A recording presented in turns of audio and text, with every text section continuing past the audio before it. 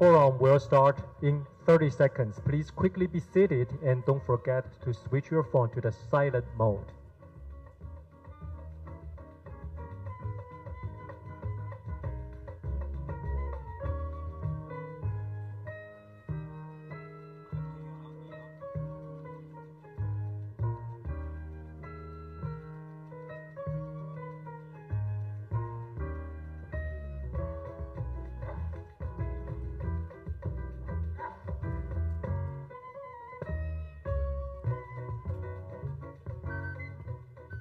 Good afternoon, ladies and gentlemen.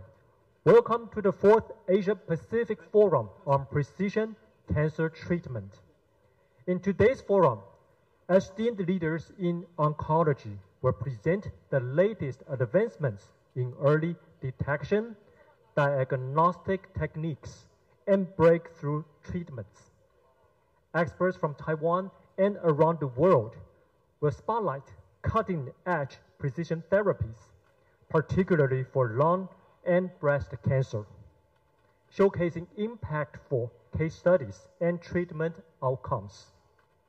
This forum aims to foster international cooperation, sharing knowledge and expertise to elevate the global standard of cancer care and improve patient treatment worldwide. Now, I would like to borrow your hands to welcome the president of IBMI, Dr. Ong Qi-hui, to give us the opening remark.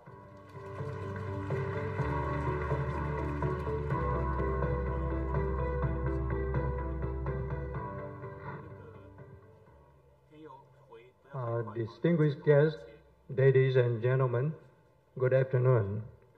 Welcome to the Asia-Pacific Forum on Precision Cancer Treatment. With strong support from the Ministry of Health and Welfare, the Asia-Pacific Forum on Precision Cancer Treatment is now in the 4th consecutive year. In previous forums, we have presented breakthroughs in precision diagnosis and treatment and discussed the integration of genomic and proteomic big data and interdisciplinary collaboration through the molecular tumor board platform. Each year, a new advancement have been made, and this year's focus bring us together to discuss two of the latest cancers in the Asia-Pacific region, lung cancer and breast cancer. The effective treatment or cure of cancer is a major mission for all countries, and Taiwan has made remarkable strides on this path, thanks to the advanced innovation and exceptional medical expertise for lung cancer. Early detection through next-generation sequencing and AI-assisted diagnosis and precision medicine has led to significant improvement in survival rate. Now, for breast cancer, the development of personalized treatment with immune checkpoint inhibitors has improved patients' outcome substantially.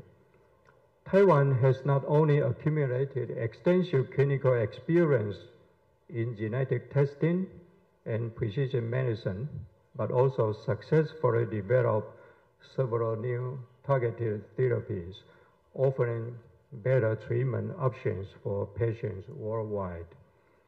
Today's forum provides a valuable opportunity for medical experts from Taiwan and around the world to share the latest advancement in early precision diagnosis and cutting-edge treatment. And the fruitful discussion result. We are excited to invite international hospital partners and industry leaders to deepen their discussion and collaboration with Taiwan's healthcare providers, exploring new directions together to advance the treatment of cure of cancer globally. So thank you very much for attending this forum, and I wish the forum a big success. Thank you. Thank you, President Ong Qi-hui. Please return to your seat.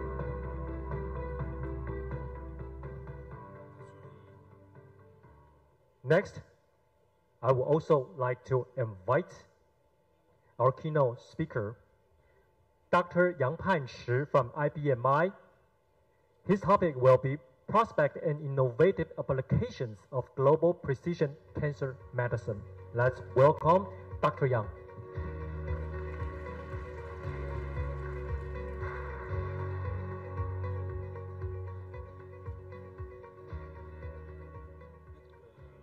I'd like to thank the organizing committee to invite me. Today, I'm trying to talk about the prospect and innovative applications of global cancer precision medicine. So today, I'm trying to talk about the history of precision cancer medicine, how they started, and the impact of precision medicine on survival and its cost effectiveness. And then I'll move from that actually precision medicine should move from the treatment in the advanced disease to early diagnosis and even screening and prevention. And then I'll talk about the global national precision medicine initiatives, including the Taiwan Precision Medicine Initiatives. And some new trend, including the histology-dependent target therapy. Now we can use the tissue agonist therapy, and how the impact of AI on precision medicine and also the biotech development. What are the precision medicine? Actually, precision medicine is a concept that just try to move from one-size-fits-all medicine to precision medicine. That means that we can, not all the patients had the same diagnosis, need to use the same drug. You need to consider each individual difference, behavioral, genetic background, and others. You need to stratify the patient and precisely treat the patient. So the precision medicine is to ensure delivery of right intervention, including treatment, to the right patient at the right time. I will take the lung cancer as example. Before year 2000, all lung cancer, all the oncologists who take care of lung cancer is very easy. No matter what kind of treatment you give to the lung cancer patient, the outcome is the same. This is a very famous paper published in New England Journal of Medicine. They compare four different kind of treatment, and they found that actually all the outcome are the same, non-selective at all. So in 2007, we published a paper in New England Journal of Medicine. In that paper, we found 5 genes, and we tried to use these 5 genes to develop a risk stratification.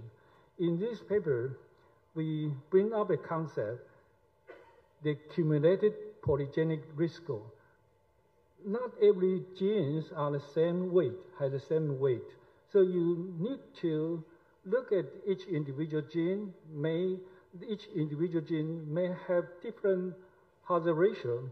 So you must multiply the hazard ratio to that individual gene and make a sum, and then you get the cumulative risk score. You can use this cumulative risk score to precisely stratify the patient, the risk, and the outcome for the treatment.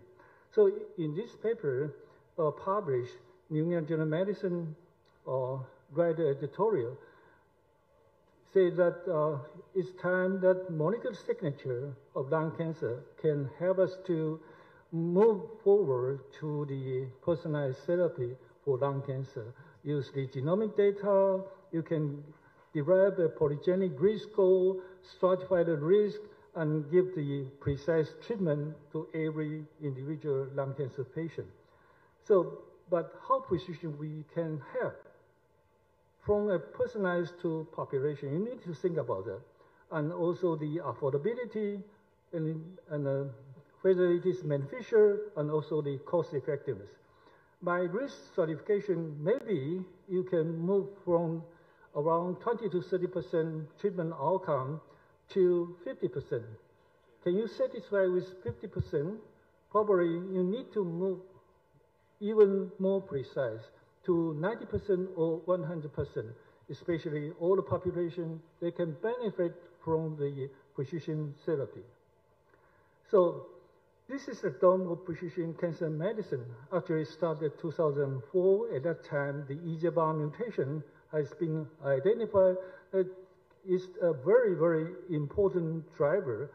And the 2009, the IPAS study, it is a milestone for the target therapy. Actually, Taiwan contributed a lot of patients to this study, particularly James Young. In this study, you can see that if a patient had an EGFR mutation, you can predict that more than 70% of them, they can respond to the treatment. If the patient did not have EGFR mutation, none of them, only 1% of them responds to the treatment. So the EGFR mutation, this biomarker, become very precisely can predict which patient can respond to the specific target therapy, gefitinib. So that started all the precision cancer medicine. Now, this is a review we wrote in 2020. We bring up that actually different ethnic background, the driver mutation are quite different. In Asia, actually, we have more EGFR mutation compared with Caucasian. So in different region, different ethnicity, you need to, based on the specific driver mutation, and precisely give the target therapy to your lung cancer patient. And based on that, you can set up the protocol or algorithm that how to follow that. Then you can precisely, based on the histology, biomarkers, and also prescribe the druggable target therapy. If they did not have druggable target therapy, then you start to think about treat with immune checkpoint inhibitor. So the precision medicine for lung cancer became the standard for all cancer precision medicine, and now NCCN guideline nearly update the treatment for lung cancer every several months. So every physician, you just need to check the NCCN guideline, then you get the knowledge which drug has been approved for what kind of indication, then you can prescribe this drug, and you can get a much better treatment outcome. And this is the treatment recommendation by the ISMO. In the red color is approved by the US FDA, in the blue color is approved by the EU. You can see that this is oncogene-driven metastatic non-small cell lung cancer. The first-line treatment, what kind of oncogene? This is a first-line treatment. If they relapse, this is the second-line treatment. If they did not have oncogene, trackable oncogene, then depends on the PD-L1 expression level, then you can prescribe anti-immune checkpoint inhibitor in combination with other chemotherapeutic agent. So this is a standard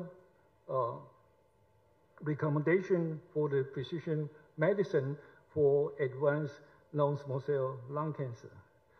What are the impact? This is a typical patient. This patient, for advanced disease, this is the heart. Every 5 spot actually are lung cancer. So this is a far advanced stage 4 disease. Usually, before precision cancer therapy, you see this kind of patient, the patient can survive only 6 months, 3 to 6 months. But actually, this patient survived more than 5 years because he is an EGFR mutant. We treat with gefitinib, the first-line tyrosine kinase inhibitor. You can see within 2 weeks, all the tumor disappeared. So how effective they are? If you prescribe a very precise drug to a specific patient, you can get a very, very good response. So this is the precision medicine impact on the outcome of the specific patient. Then another study tried to demonstrate that if you follow the gene testing and precision therapy, the outcome is much better. This is the Lung Cancer Mutation Consortium in the United States, and this is in Japan. All the patients who follow the gene testing and give the specific target therapy, the outcome is much better than conventional treatment. And this is the recent data publishing from Germany. They also see that if the patient follow the national genomic medicine and give the precise treatment to this patient, the outcome is much better in those who did not join the national genomic program. So that means that precision therapy definitely can improve the outcome. How about the cost effectiveness? The precision therapy improve the outcome, but you calculate the cost. Actually, the precision therapy prolong the progression-free survival, but they did not increase the healthcare cost. Now, many countries in the world has initiated the government-funded national genomic medicine initiatives. Many countries try to build up their genomic medicine information, try to set up the risk prediction model for specific disease, and also try to promote precision medicine or precision health in their country. And most successful one would be all of us in the United States. Actually, President Obama started the Precision Medicine Initiative in 2015. In 2018, they start to think about they want to build a more diverse database that can inform thousands of studies on a variety of human conditions to improve the whole population, to improve the precision health. So they started all of us, the first patient in 2017. You can see very rapidly they enroll many patients. Now, this is the most recent update, totally around 845,000 participants, and these many of them has whole genome sequencing data. And they can help them to develop many polygenic risk score to predict many common disease and also real disease. And also this genetic discovery also improve the precision medicine for cancer treatment. The data are available to worldwide. You can see here there are more than 300,000 genotyping arrays and also electronic medical records, and also the whole genome, even the whole genome sequencing, they are provided to worldwide researchers. You just can apply, you can get this information to develop the precision medicine in your country. Japan started the cancer genomic medicine very early. They reimbursed the cancer next generation sequencing in 2019. Many hospitals, they joined the cancer genomic medicine program in Japan, and they use that. They also perform the genome association study, and they are able to identify many specific SNPs associated with the specific disease, common disease in Japan. They help the Japan to develop a risk prediction model for many common diseases in Japan. And they also show that if you follow the precision medicine, this is colorectal cancer, you can see the outcome is much better than you just treat with conventional treatment. So in Japan, they also show that the national genomic profile and program can improve the outcome for cancer treatment. They use colorectal cancer as example. In Singapore, actually, they also start the whole genome sequencing project. They have 3 phases. Initially, they focus on 10,000, and they aim to reach 1 million in phase 3 in 2027. They focus on pediatric genetic disease, familial hypercholesterolemia, and also hereditary breast and ovarian cancer. How about Taiwan? Taiwan study Taiwan precision medicine initiatives. We are aiming to profile 1 million of patients. Many hospitals in the island-wide, they join this program. We hope that based on this TPMI, we are able to develop the risk prediction model for many common diseases in Taiwan. Then I use lung cancer as an example to show how we did it. Lung cancer actually is a disease of Asia. You can see here, we know that lung cancer is tobacco-related. It's the #1 cause of cancer mortality. However, you can look at here, non-smoking-related lung cancer actually ranked the 5th of cancer mortality in 2020s. And then, if you look at worldwide, actually more than 63% of lung cancer occur in Asia. So lung cancer is a disease of Asia. And 63% of lung cancer mortality occur in Asia. And Asian lung cancer is quite different. I use Taiwan as an example. We have very low smoking prevalence in women, but lung cancer is the leading cause of cancer mortality in women. This is very strange. And if you look at the smoking prevalence in our lung cancer patients, you can see actually 2/3 of our lung cancer patients actually, they did not smoke. Only 1/3 of them, they have smoking history. We have very high adenocarcinoma, non-smoking related, and half of them stage 4 disease. And the smoking contribution is very low in male and also in female. Based on this data, if we follow the lung cancer control program developed in the United States or in EU, they just focus on heavy smoker. We cannot solve our lung cancer problem. So how to develop a precision medicine for lung cancer in Taiwan? You need to look at the natural history of lung cancer. Usually, we all, based on the symptom and also the detection by CT scan or MRI, then if you found a tumor, but actually the detection limit can detect the tumor if the tumor larger than 1 centimeter in diameter. But 1 centimeter in diameter tumor already had 10 to the 9 cancer cells. And if the cancer cell grows to 10 to the 12 cells, then the patient dies because of a heavy tumor burden. So most of the patients, if the symptoms occur, they are in advanced disease. So we can just practice so-called precision medicine, try to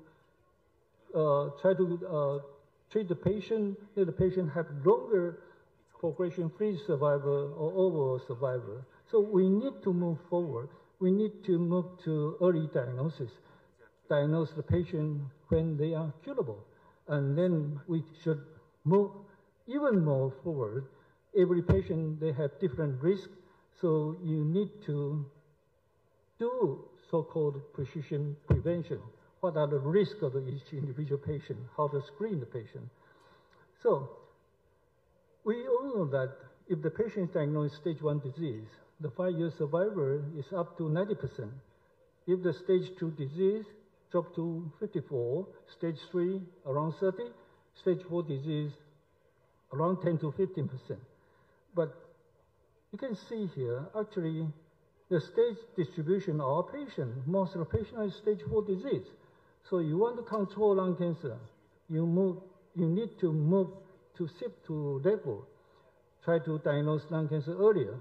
If you can increase the stage 1 disease, you can definitely improve the survival. They can just receive the operation and cure the patient.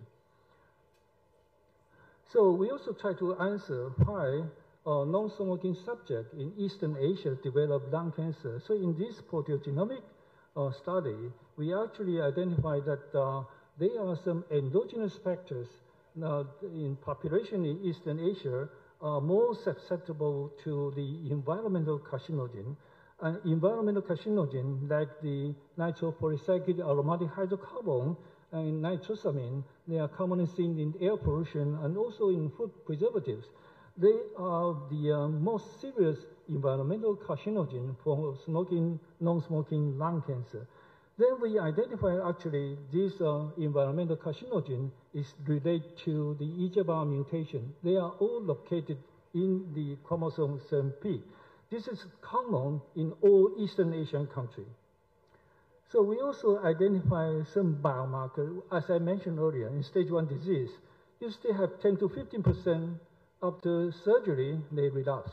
So by this biomarker we found, we are able to stratify in the stage 1 disease. Even in stage 1 disease, some are at high risk. They need adjuvant treatment to improve the outcome. And how to control the lung cancer? You need to develop a screening program. And gene testing is one of the methods, but the most simple way is just by family history. We follow more than 1,000 of subjects who had family history of lung cancer. We found that in 10 years, around 4.5% of them, they will develop lung cancer if they have family history of lung cancer, especially those with multiplex family. So family history is very, very important and very simple. You just ask patient, then you can stratify the patient risk. So we convince our government, say that we need to start the nationwide low-dose CT screening program. Either you can do the gene testing, use the polygenic risk score to identify high-risk population. But most simple way, just ask the patient whether you have family history or not. So based on that, the government was convinced to start the nationwide low-dose CT screening program. We aim to double the stage 1 disease and 5-year survival by 2030. This is a biennial low-dose CT program. We focus on heavy smokers and also those with family history of lung cancer. You can see here the overall detection rate is 1.2%, and more than 83% are stage 0 to 1. That means that more than 83% of them are potentially curable because they are stage 1 disease. And then you look at here, heavy smoker. The detection rate is only 0.8, but those with family history of lung cancer, especially non-smoker, the detection rate is up to 1.7%, and 90% of them are stage 0 to 1. That means that 90% of them, they are potentially curable. And if you stratify by the gender, you can see heavy smoker men, the detection rate is only 0.7%, and 2/3 of them stage 1 disease. And in non-smoker women, you can see the detection rate is up to 1.8% if they have family history of lung cancer, and 90% of them stage 0 to 1. This study shows you that you can use a very simple way, just try to ask whether you have family history or not, and then you can stratify the risk, and they can benefit from low-dose CT screening. What are benefits? You can see before low-dose CT screening, as I mentioned earlier, 50% stage 4 disease. And you know the stage 4 disease, the 5-year survival is only around 10 to 15%. But now the stage 4 disease decreased to 7%. And stage 1 disease increased from 30% to 74%. By this way, we are estimating that we can reduce at least 53% of lung cancer mortality just by a very simple precision medicine. You ask the family history, you select this patient for low-dose CT, then you can identify the disease earlier. They can benefit from low-dose CT and early surgery of the patient. Now, I'll talk about some new technology that can help the precision medicine. One of them is the circulating tumor DNA. By measuring the cell-free DNA, you are able to do the screening, diagnosis, and treatment monitoring, detect the minimal residual disease, and defining the drug resistance. For the early stage patient, you can even use the ctDNA to localize the disease, let you know potentially the tumor may occur in which organ, And also, they can help you to detect the minimal residual disease after surgery and stratify the patient whether they need adjuvant treatment or not. For the advanced disease, you can, based on the ctDNA, to define the specific target therapy or immunotherapy and also monitor the disease outcome. Many studies have already shown that this ctDNA is very useful. They can help you to predict the outcome, even independent of stage. But there are limitations because the tumor burden correlated with the ctDNA shedding. We want to use the ctDNA for early detection. It's very difficult because in stage 1B tumor, usually just shed 1 mutant molecule per 10,000 plasma DNA molecule.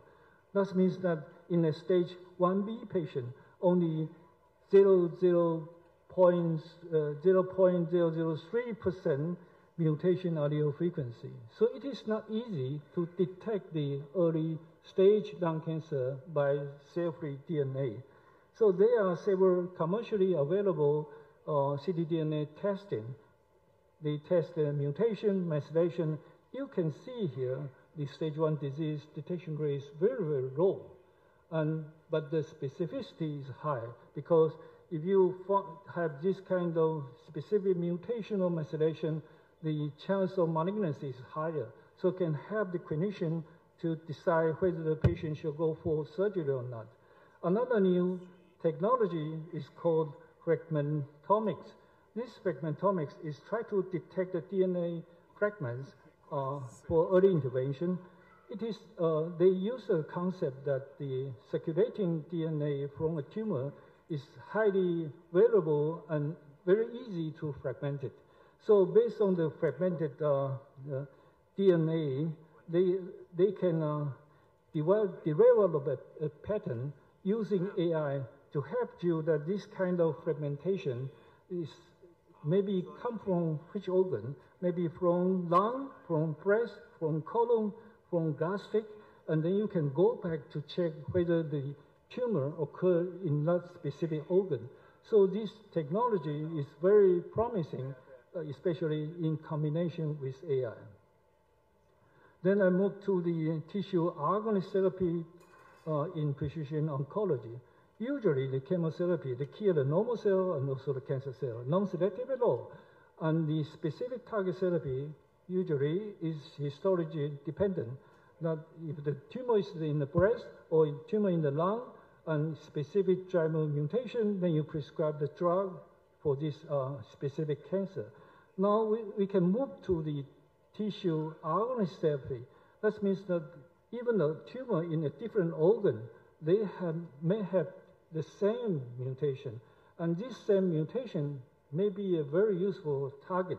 BRAF is one of the example. So you check the microsatellite instability, tumor burden, tumor mutational burden, and the BRAF, and RET, and others. You can see that many different organs, they may have this kind of specific mutation. So FDA already approved that you can use this specific tissue agonist even in different organs, that you can use that to treat a patient. So many drugs, including the NTRK, and also BRAF and RET, HER2/neu, they have been approved to treat the tumor independent of the specific tissue. And how the AI changed the future of precision medicine.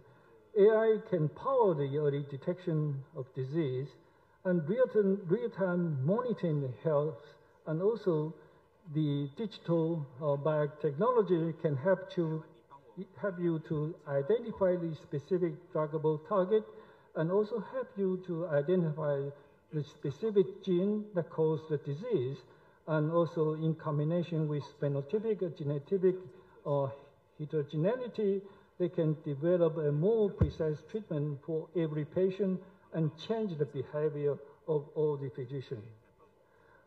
Especially, they can use the electronic medical record in combination with OMIC and can digitalize everything. They can help you to use AI to do a lot of things that are more precise than the physician. They make the diagnosis just based on the conventional diagnosis technology. I show one example. This typical example, that's radiomics. This algorithm called SIBR. This algorithm, actually, AI algorithm is supported by the Taiwan quantum computer. In collaboration with the MIT to develop this SIBR. They use machine learning. No need of annotation, no clinical data, no need clinical data, and instant readout. The machine learning, they can predict the 6-year risk. This is an example. The baseline CT scan. A smoker, the baseline CT scan reported by the radiology, oh, this is negative. But the AI say that something wrong here. But the clinician cannot identify anything here. They say that SIBR placed the scan in 75% risk in this region in 6 years. So actually, yes, during the follow-up, the patient developed a cancer here. So this kind of AI algorithm is very powerful that can help you from the initial low-dose CT scan predict the risk, which patient in which area may have chance to develop a cancer. So the physician can focus in that specific region and make you more precisely use that tool to screen the lung cancer for early detection. And how about the AI transform the future drug development? There is no need to say that the three big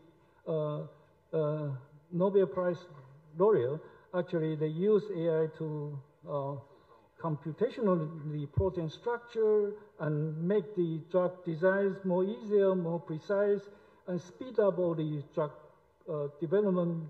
And this technology has been able to move initially the timeline for drug treatment, drug development may need more than 10 years. By using this kind of AI assist technology, AI or digitalized biotech, you are able to speed up the drug development in less than 2 or 3 years. And also, the clinical trial is also very, very important. We have 4 clinical trial platform, including the basket trial, umbrella trial, platform trial, and also the master observational trial. In this 4 specific clinical trial design, the basket trial is trying to evaluate multiple target therapy for the same disease entity. And for umbrella trial, this trial can help you to histology independent study target therapy and is evaluated on a multiple disease type. And you can also use the platform trial. This is a multi-arm, multi-stage study design that compares several intervention groups with a common control group in the context of the same protocol. And you can also consider the real-world evidence at the prospective master observational trial. So this clinical trial design helps you to speed up the patient recruitment. It's much easier to get the result for a specific new drug development. Finally, I use Franz Collins' projection in 2030s. There are 7 ways to transform the healthcare. We need to increase the diversity. Most of the next generation sequencing or genome-wide association study are based on the Caucasian. And there are other people in Asia, African, Latin American, they are lack of this kind of genomic data. So we need to increase the diversity. We need a huge longitudinal cohort. And by the use of AI and this big data, we are able to develop more precise model to even more precise to predict the disease outcome. And whole genome sequencing it became a routine because the whole genome may cost only $20 US. And also the electronic health record can help to generate the big data for the development specific AI algorithm. And also you need to consider exposome, episomic, that's that you need to consider the phenomics and also the environmental exposures, and also the privacy, population trust, especially to the participant, and how to return the value will be very, very important. So looking forward to the 2030s, definitely precision medicine will be the future and heavily influenced by the AI. So finally, I'll conclude here. The healthcare system with AI will be better than healthcare system without it. This is the Friedman fundamental theory for the informatics. Thanks for your attention. Thank you, Dr. Yang Panchi, the Vice President of IBMI. Please be seated. Thank you.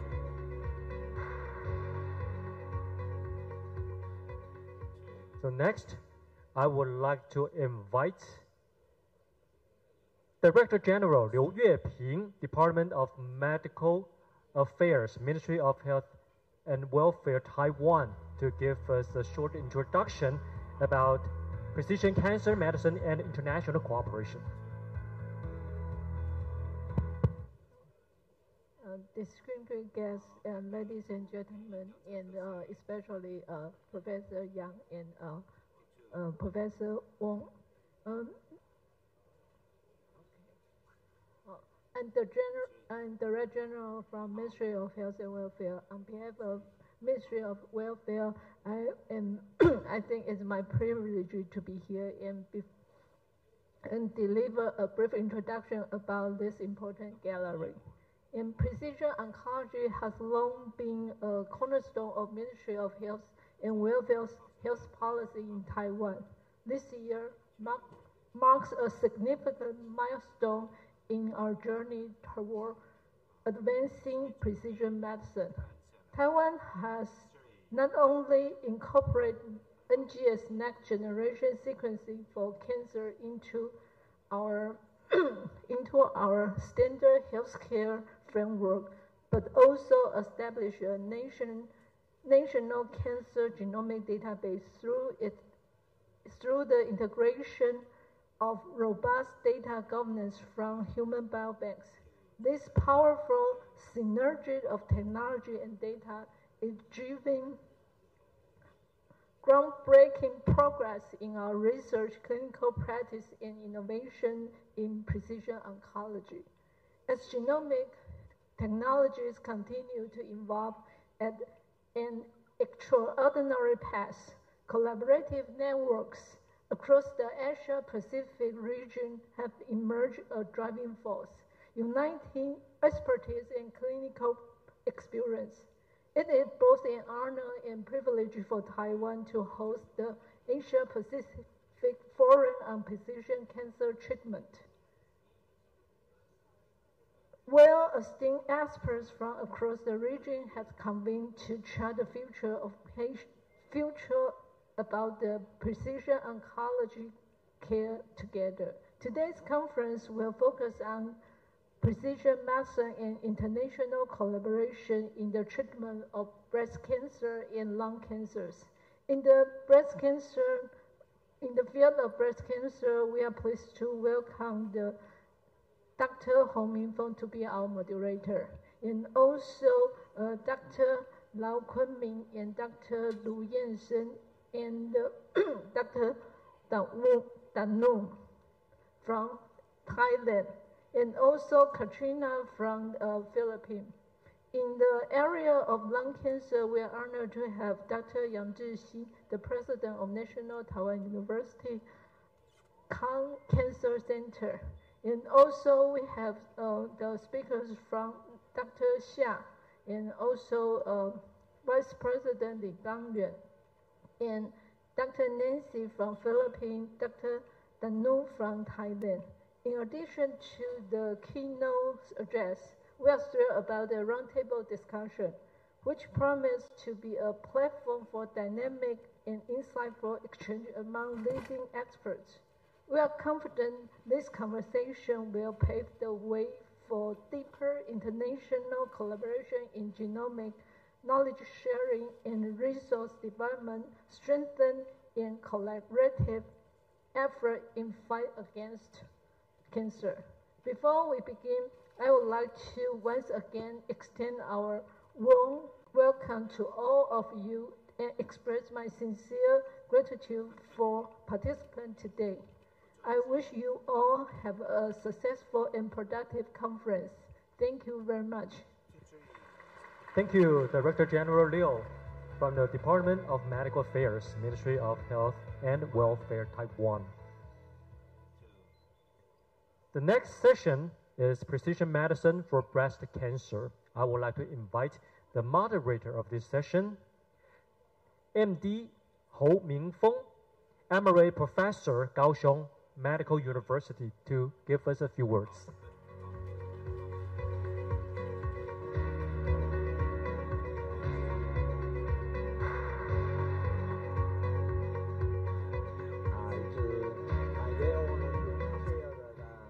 The session.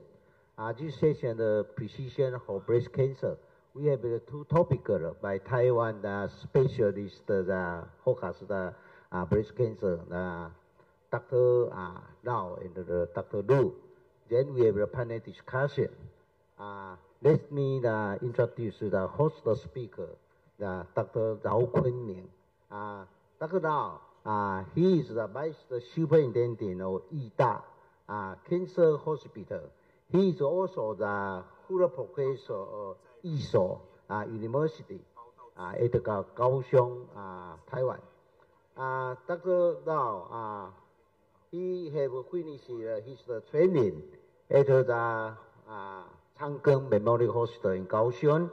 Then he moved to the Yida Cancer Hospital. Vice Superintendent. Dr. Lau, he has major interest in the focus on breast cancer and the GI cancer. He has joined more than 50 important clinical trials. Then he had published more than 100 peer-reviewed papers. I think just I say the very short introduction the Professor Lau. Let's welcome Dr. Lau give this topic. This topic is from blood to the CIDA order progression or liquid biopsy of the breast cancer. Welcome, Professor Lau.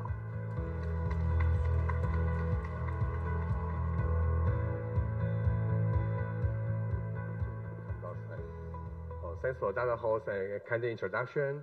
And I am a little nervous because there are so many important people here, and I have only fewer than 15 minutes to take you to see the whole world. So please fasten your seatbelt. We'll move very fast. So my topic is from focus on liquid biopsy BIV. That's Professor Yang mentioned that this will change 2 minutes and very fast. So genetic testing is important for us.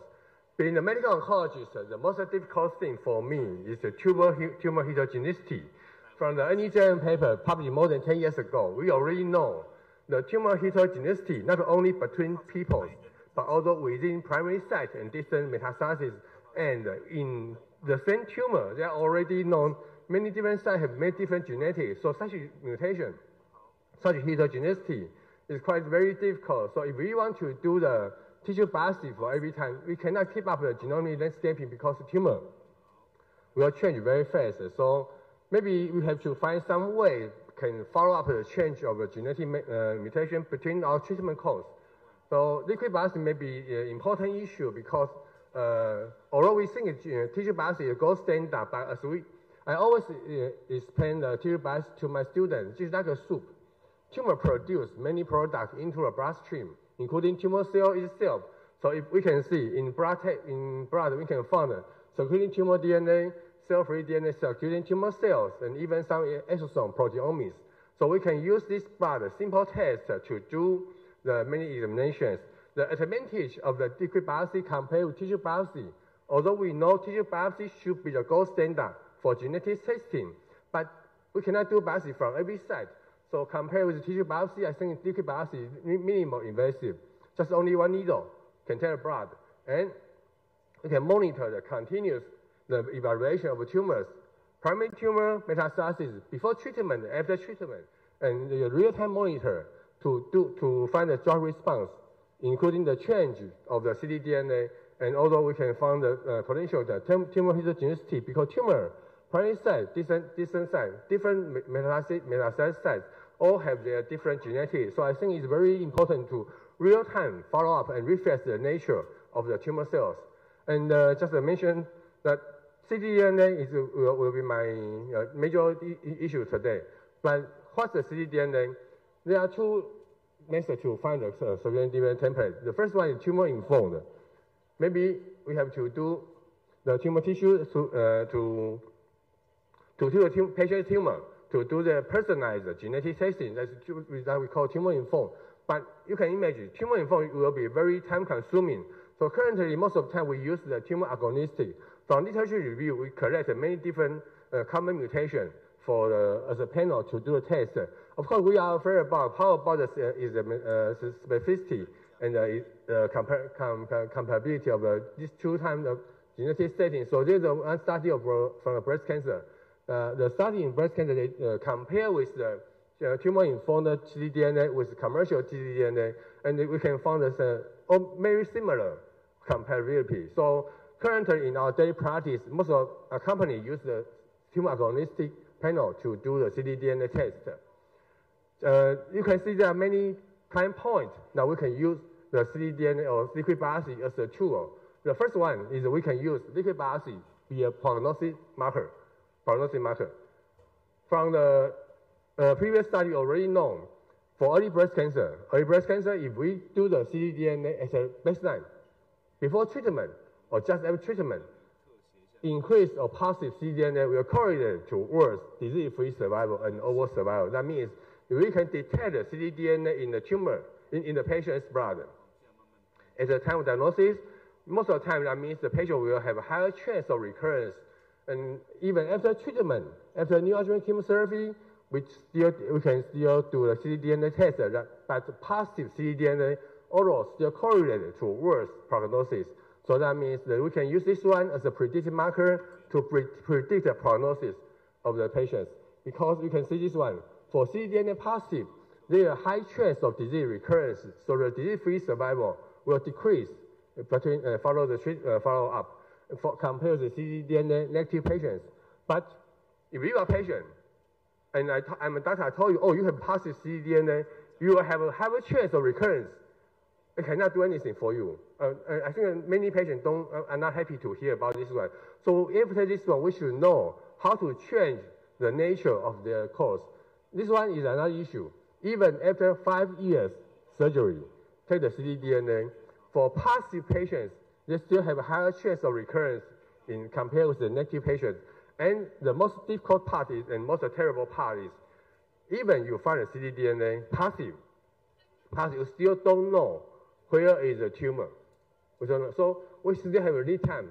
After you detect a positive ctDNA, you still have to follow up with this patient very regularly and very frequently, because you can see even one patient more than 3 years, then the tumor recur before the image can find this tumor. So positive ctDNA provide us a hint this patient have higher chance of recurrence.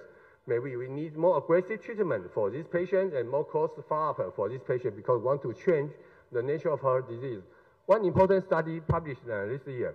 This one is the adjuvant therapy for early breast cancer. This one is the target therapy for breast cancer patients with high risk of recurrence, lymph node positive and a big tumor size. After chemotherapy, after operation, after radiotherapies, we add on target therapy to the standard treatment. So this is a new published data, and this target therapy has been approved, can decrease the chance of recurrence for these early breast cancer patients. And in the study they found positive ctDNA at the time of enrollment correlate to worse prognosis. That means if the patient has positive ctDNA, the chance of recurrence is higher than the ctDNA negative group. And you can see the blue line. The blue line per negative, continue negative, okay, persist negative. The prognosis is the best. And the black line, positive, continue positive, the worst prognosis. The red line is previous negative but changed to positive, worse. And another black line from positive to negative. So during the course of treatment, if we can find the ctDNA from positive change to negative, then the prognosis will be good. Compare with persistent positive or from negative to positive. So continued follow-up can give us a hint how whether this treatment work or not. So the conclusion from this important study, the first one is the ctDNA detection is a highly prognosis for the worst prognosis, and there is still time lag between detection of ctDNA and the time of recurrence. And although adjuvant chemotherapy and adjuvant therapy, if we can change ctDNA from positive to negative, we can provide better prognosis. So I usually use this example to discuss this with my patient. If my patient, she is afraid about chemotherapy, maybe you can do ctDNA for her. If the ctDNA is positive, I strongly recommend patient to receive adjuvant therapy, including chemotherapy. But if this data is negative, maybe we have a more space can discuss about further treatment. But anyway, positive ctDNA is always a poor prognosis sign. Or you want to change the nature of the patient's course. So maybe at that time, we need more adjuvant therapy for this patient. This one is another example for colorectal cancer. Just as I mentioned, I told my patient you have positive ctDNA, worse prognosis. So what's the next step should we done? Now this is an example from stage 2 and 3 colorectal cancer. Because for stage 3 colorectal cancer, we already know adjuvant chemotherapy is needed. But do we need to do chemotherapy for everyone? We don't know. But for stage 2, it depends. Previously, we used risk factors such as perforation or high mortality rate. But now we can follow up the ctDNA level. In the data, the same. Positive ctDNA correlate to worse prognosis, and the specificity and sensitivity better than CEA, because we usually use CEA as a marker to follow up. But ctDNA may be more sensitive and more effective to predict the prognosis. And during the course of treatment, they found that adjuvant chemotherapy can improve the disease-free survival, especially for ctDNA positive patients. So just as I mentioned, if the patient persists in positive ctDNA, we should encourage the patient to receive adjuvant chemotherapy even they are stage 2 disease. But compared with the ctDNA negative, the benefit may be not too much. So add on aggressive chemotherapy or decrease the escalation. They can provide some tool for us to discuss with our patients. And they also found that ctDNA reversion correlated to worse prognosis. That means from negative to positive, worse. Persistent positive, worse. From negative to from positive to negative, good. So ctDNA conversion is also important, just correlated to our previous study in breast cancer. And adjuvant chemotherapy can reverse ctDNA and improve disease-free survival. So I think it's a very important tool, not only by the pathology classification, not only by clinical data, but also we can use the ctDNA as a tool to help us make a decision and discussion with our patients. And then how to during this current practice, most of the time we use the ctDNA to find the druggable mutation. This one, I think everybody knows this one, Angelina. And she had a gene, breast BRCA1 and 2. Yeah, these two genes, she one of the genes carrier because she was born have this mutation, so she had a higher chance, more than 50% chance to get breast cancer and ovarian cancer. So now we can do the genetic testing. But 20 more years ago, we just done this one. Once patient have this mutation, genetic mutation, what can we do? We cannot do anything. We just ask patient to do prophylactic bilateral mastectomy to dissect the breast, to do the prophylactic oophorectomy to reset the ovary and the uterus, just because they have a chance to get breast cancer and ovarian cancer. But now we already have a drug, so now it's become a druggable gene, druggable mutation. This one is a study focusing on patients with germline BRCA1 or 2 mutation. The experimental arm is the target therapy, and the control arm, the chemotherapy only. Because years ago we have only chemotherapy, don't have any target therapy for this one. But these two studies prove for metastatic breast cancer patient with germline BRCA1 or 2 mutation, use this specific PARP1 inhibitor can decrease the chance of worse and we can prolong the overall survival and prolong the progression-free survival. That means we can treat this patient compared with chemotherapy with better effect and fewer side effects. So this one, the first one, we can find the genetic testing. And for patients that are already early stage, how about early stage? Previous study focused on metastatic breast cancer, but can we prevent the recurrence of breast cancer for patients with this germline mutation? Yes, so this study all proved that for patients with germline BRCA mutation, after operation, after curative surgery, after curative adjuvant chemotherapy, at 1 year, PARP inhibitor can decrease the chance of recurrence. Okay. Years ago, we told this patient, you have a higher chance to get breast cancer recurrence. Now we can use this drug to reverse the nature of the cause, to prevent the recurrence of the breast cancer and even reverse the chance of ovarian cancer. So this one is very important to find genetic testing, and we can use one drug to change the nature, the cause of the disease. So that's why I'm sorry, writing in Chinese, that because in Taiwan, we now have some reimbursement for this one, for the early and the delayed stage. Then this one is another example to do the blood test to find the P3CA mutation. This one is more specific because if you have P3CA mutation detected by plasma DNA, we can choose one drug to target the P3CA pathway and to inhibit it, and also to improve the progression-free survival and overall survival for patients with this one. So this one is the ASCO guideline. Also recommend to do the ctDNA testing to find a targeted drug, a targeted gene for the P3CA mutation patient. And this one is another new drug this year. This year will come in maybe maybe next year in Taiwan. This is a new drug. This drug also targeting P3CA pathway. And FDA also proved that you can use the foundation liquid biopsy to confirm the diagnosis. Because in Taiwan now we did not accept the liquid biopsy to approve drug. But this one, we can use liquid biopsy to find a targeted gene and to choose the right drug to target this one. And how about we check all the mutations? Because previously we only talk about a single gene mutation, but we can do many gene testing. This one is an example from the GI cancer. More than 4,000 cases, they do the whole genome sequencing. There are several important issues. Like the first one, different mutations. The mutations are different between different cancers. The most common, P53, but P53, it doesn't provide anything to me. The most important one is that we should find a druggable target, druggable gene. But unfortunately, different cancers have different target match drug. For example, the best one will be GIST, because we know GIST is more specific for target, more sensitive to target therapy. So different cancers also have different match drug. And if you can, and the drug availability are also different, because some drugs are already on the market, but there are still many drugs under development. So even we have some mutation, but we still cannot find drugs. So different cancers have different nature for this one. But anyway, if you can choose drug right by the match drug, genetic testing, the prognosis will be good. So this one is an example from GI cancer. So how about in breast? Yeah, breast is the same study, almost similar, but they focus on different single mutation, not all whole panel.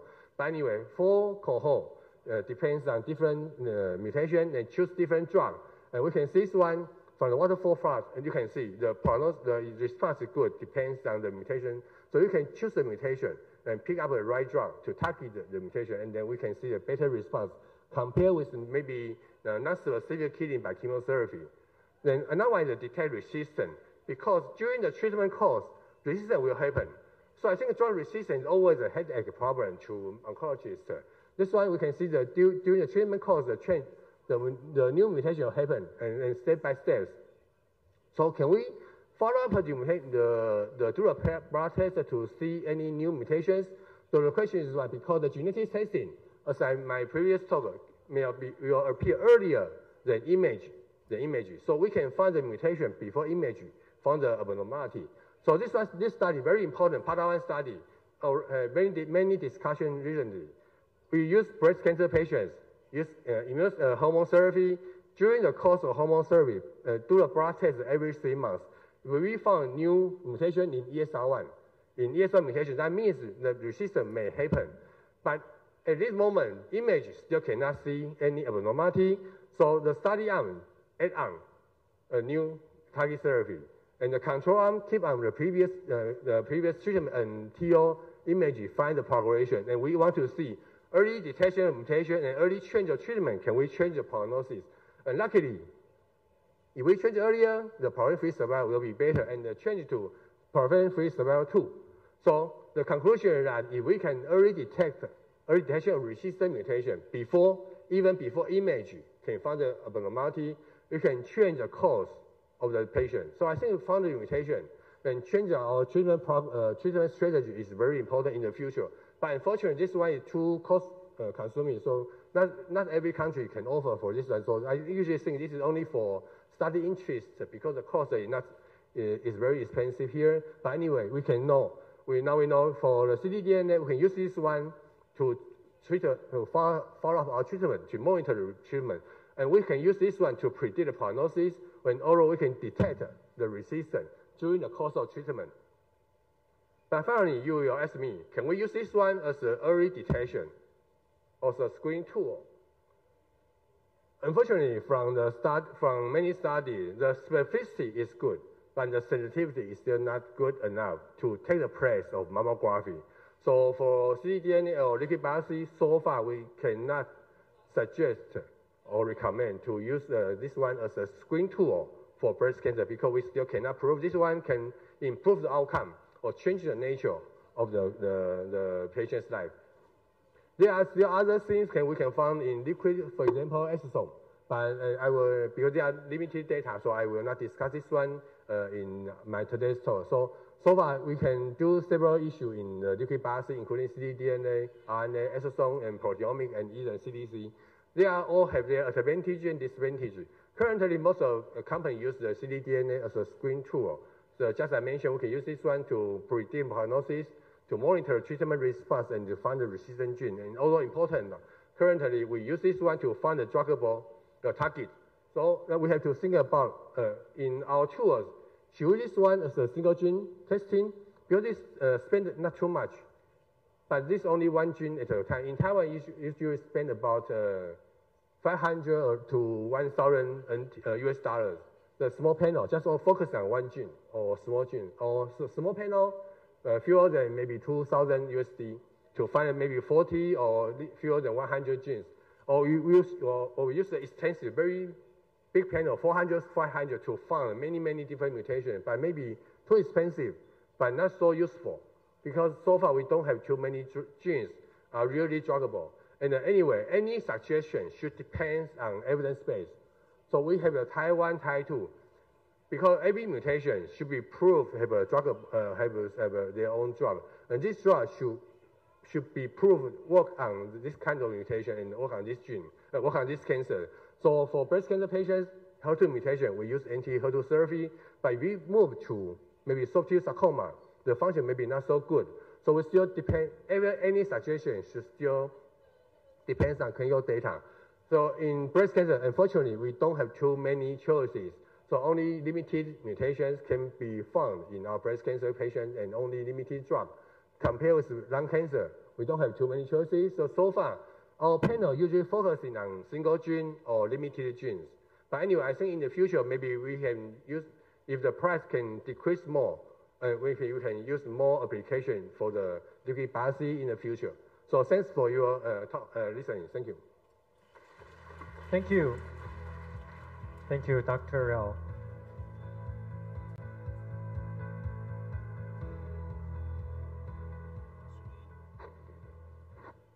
Okay, next session, precision treatment for breast cancer, presented by the Lu and Sen, Professor Lu.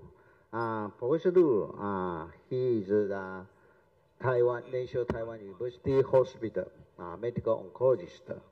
Dr. Lu graduated from the Chinese Medical College, Taichung, Taiwan, in 1992.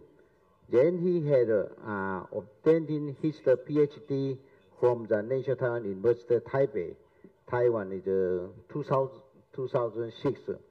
Dr. Lu, he has many clinical trials as the PI and the co-PI, more than 120 clinical trials. And now he is the chair of the Asian Breast Cancer Cooperative Group. Let's welcome the Professor Lu. Yeah. Thank you for the kind introduction.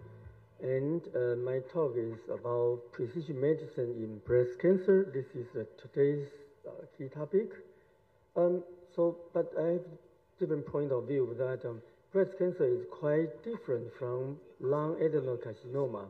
For lung adenocarcinoma, we all know that NGS and the mutation finding was very important to guide the treatment.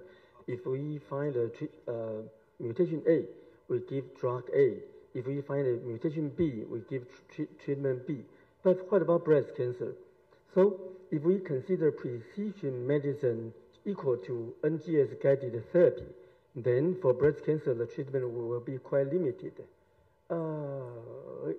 This one.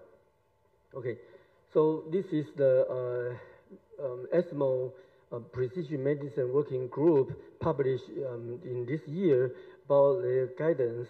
And in breast cancer, you can see that only few of the category belong to the 1A, and only 30 to 40% of the patients belong to the 1A, and roughly 60% of the patients do not have this kind of mutation. Further, the median overall survival of breast cancer is around 4 to 5 years, and the progression-free survival by using this drug will provide 8 to 12 months of PFS. So it means that this mutation the treatment guided by this mutation play a very minor role in the patient's journey and in the only limited population. So that's a key issue. For example, ESR1 mutation, that's a very important future star. But what about the role of the ESR1 mutation drug? That's the third anti-ESR1 drug. And you can see here, the green line are representative the patient with ESR1 mutation and using third, which is specifically work for ESR1 mutation, and compare with the blue light, which is using the conventional hormonal therapy. Do you satisfied by this curve? Probably not. So, well, even though we can find a ESR1 mutation to guide the treatment, but in the end of the day, the efficacy is not so promising. And so what about HER2 mutation, HER2 amplification? We all know that it is very important marker and a very useful target. We can use the drug to do the disease control for improve the overall survival up to 5 years, median of 5 years. But the question is that current standard of care to diagnose the HER2 is using FISH to look at the amplification, not using NGS. So again, I have to emphasize that NGS may play only minor role in the breast cancer treatment guidance. Literally, we may consider this is the first target agent in the world, that is tamoxifen. It fulfilled any criteria of defining a targeted therapy. Target, estrogen receptor, drug, tamoxifen, and by blocking this receptor downstream pathway, tumor will shrink and disappear. So it is first target agent. But what is the biomarker of this drug? ER expression. That is protein, not mutation. And we are just talking about ESR1 mutation, right? It's an acquired mutation, and it will be occurred in 30% of patients who receive long-term treatment of anti-hormonal therapy. And they will also respond to conventional hormonal therapy, even though the new drug, third, will be a little bit better. So the interesting part is that for breast cancer, many markers are not based on NGS, not based on mutation, but based on protein or RNA. So this is a list of the targeted agent in the clinical use in breast cancer. And if we look at this list, then you can see here, many of the drug, the biomarker is ER, estrogen receptor, that is protein expression. Even though there's a different target, maybe the target on ER, mTOR, HER2, PI3K, and AKT, CDK4/6, but the marker is ER. So the question is that how can we have a better biomarker other than ER, or to differentiate the patient who will benefit more or less? That will be the next topic we want to understand.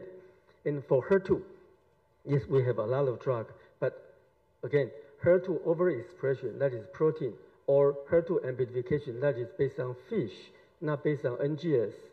So vast majority of the drug targeted agent in breast cancer is not based on NGS finding to guide. It's based on protein or fish. And immunotherapy, that's based on, again, PD-L1 expression and ER low. And nowadays, we have new drug. Everybody know that, antibody-drug conjugate. The efficacy of antibody-drug conjugate is threefold greater than conventional chemotherapy. And the prototype is anti-HER2 antibody-drug conjugate in HER2. And for the TTSD, it just break the rule and create a new world that with HER2 low, don't have to have a HER2 overexpression, it also work. And in the Destiny Breast 086 study, they even showed that breaking news that with HER2 0, it also work. Only if you can find one single cell express the HER2 expression on the cell membrane, then you can say that this patient will respond to the anti-HER2 antibody-drug conjugate. Then our pathology will complain that, well, you just try to abuse me to do the analysis. Currently, a lot of hospitals try to use AI to help our pathology to make them have a better quality of life, and it seems to work. So in the future, again, AI may help us to identify this population who have HER2 low or HER2 only one single cell have expression on the cell membrane, then they can guide our treatment to use HER2 antibody drug conjugate. And then back to endocrine therapy, we have ER, but it's not good enough because that is not so precision.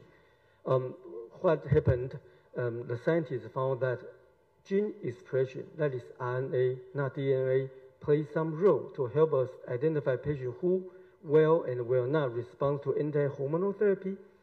And with that, just different from the lung adenocarcinoma, they can use NGS to find different mutation and guide the treatment. But for breast cancer, by using endocrine therapy, using RNA expression profile can help. The basic rule is that we can identify a group of genes represent the proliferating related gene, and a group of genes represent the ER-related gene. So if the tumor have ER expression related gene expression, then it implies that it will respond to endocrine therapy. And if they have a high expression of proliferated related gene, it means that the tumor will be more aggressive, and the progression-free survival will be shorter if you provide endocrine therapy alone. And if the patient have a HER2 gene expression increase, then it just implies this belongs to HER2 enriched subtype. Endocrine therapy itself will not work very well. So this is the result. Using endocrine therapy alone, if the patient have luminal B, luminal A means that ER expression, luminal B means that they have ER expression and high proliferation gene expression. Then this is the dark line and the blue line showing that they will respond to endocrine therapy good or acceptable. But if the patient has basal-like or HER2-enriched subtype, then they will not likely to respond to endocrine therapy very well. But nevertheless, still roughly 10% to 15% of patients did not respond at all to endocrine therapy. So in the future, what we need to develop is to identify a better marker to help us identify this population. They need chemotherapy, antibody-drug conjugate, or any other treatment, but any treatment other than endocrine therapy. But till now, we do not know how to identify them. Maybe proteomic or new protein profile, that's what we need to learn in the future. Now we have CDK4/6 inhibitor. That's a very good drug. They can double the efficacy of endocrine therapy. If the patient have HER2-enriched subtype, as I mentioned previously, they imply that they will not respond to endocrine therapy very well, but still they will respond to endocrine therapy plus the CDK4/6 inhibitor. That's the third figures. But if the patient belong to basal-like, then even though we add on CDK4/6 inhibitor, it still doesn't work. So just again and again showing that gene expression profile, that is RNA, not DNA, also help for the breast cancer to identify, to guide our treatment choices. And again, currently we have a lot of new targeted agents. What challenge we have is that we have CDK4/6 inhibitor. That's a very good drug. Patient can enjoy a median progression-free survival more than 2 years. But eventually they have disease progression. Once they have disease progression, you can see here, 20% of the patient will not respond to the following treatment using endocrine therapy or endocrine therapy plus any other targeted agent. So again, we need to find a new tool to help us identify who belong to this group, and we don't want to waste the drug, waste patients' lives to use the useless drug. They may need chemotherapy immediately. And what about the treatment for the early breast cancer? The goal is to prevent the recurrence. We have several tools. We can use endocrine therapy. And endocrine therapy adjuvant treatment apply for every patient who have ER expression. The reason is that endocrine therapy is not associated with great toxicity. So it means that every ER positive, we provide endocrine therapy. But what about chemotherapy? It has toxicity. So we usually, before we decided that if the patient have high risk, then we provide adjuvant chemotherapy to prevent the recurrence. But who have the high risk? Lymph node, tumor size. Can we have a modern method? Yes, we have. Currently, we have a lot of gene expression profile help us to identify who have high risk or low risk of recurrence. Interesting part is that all of these two are based on protein or gene expression, mainly RNA expression profile. So again and again, it seems that for breast cancer, RNA expression profile or protein expression are more important as a biomarker to guide the treatment. And you can see here, 70 genes marker, that's gene expression marker. It can divide the patient into two groups, good and poor. For the patient with good risk, they don't need adjuvant chemotherapy. For patient with poor risk, yes, chemotherapy should be provided. Another method, 21 genes expression profile, can also help us to predict the patient's outcome. This linear, so it means that lower score have a lower risk of recurrence, higher score have higher risk of recurrence. And based on that, the even more interesting part is that many of the genes belong to gene proliferated related gene. And it happened to be that chemotherapy work only in patient tumor with proliferating status. So high proliferating gene expression means that they have high risk of recurrence, and also means that they will respond to chemotherapy. Low expression of proliferating related gene means that they have low risk, and also means that they will not respond to adjuvant chemotherapy. So the data is showing that with premenopausal or postmenopausal, with either two, MammaPrint 70 genes or Oncotype DS 21 genes, they all show that in the intermediate risk group, with or without chemotherapy, they have identical prognosis. It means that with this kind of gene expression profile, with score less than intermediate, we don't need to provide chemotherapy. It's waste the patient's life and just decrease their quality of life. Even though in a younger age it's not so accurate, but with some modification of the score, it's still useful that we just shift the score, the cutoff, then we still can apply this gene expression profile to result to guide our treatment for early breast cancer. Even more funny thing is that HER2. In HER2 disease, we know that we provide anti-HER2 antibody plus chemotherapy as adjuvant treatment. We can profoundly decrease the risk of recurrence. And recently, there's a approved marker tell us that that's HER2-DX. For example, in the left side score, just 9 weeks of anti-HER2 antibody treatment plus chemotherapy, not 1 year, only 9 weeks. The blue bar showing that with the score showing low risk and only 9 weeks of trastuzumab is good enough. It's good enough. And in the right side is also showing that it can predict the PCR rate, high or low, with this HER2-DX. And the most funny thing is that, well, it depends on gene expression profile to identify TIL's component, HER2 amplification, and luminal differentiation, again, based on gene expression profile. So, well, again and again, NGS did not play any role in these tools. You see this table in previous talk. In the NCCN guideline, tell us that, well, we can use some of the mutation to guide the treatment in breast cancer. As I mentioned previously, only 30 to 40% of patients have these mutations, and the median progression-free survival is only 8 months to 1 year. So it's a very minor role in the patient's treatment journey.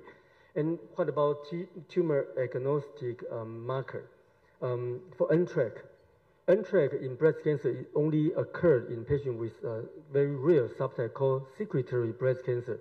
And this subtype is rare, and the most important part is that it's associated with good prognosis. It means that it's rare to have metastasis.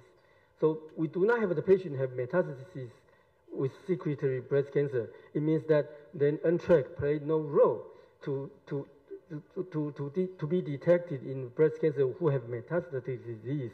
And MSI high or low is based on protein, and red fusion is also rare in breast cancer.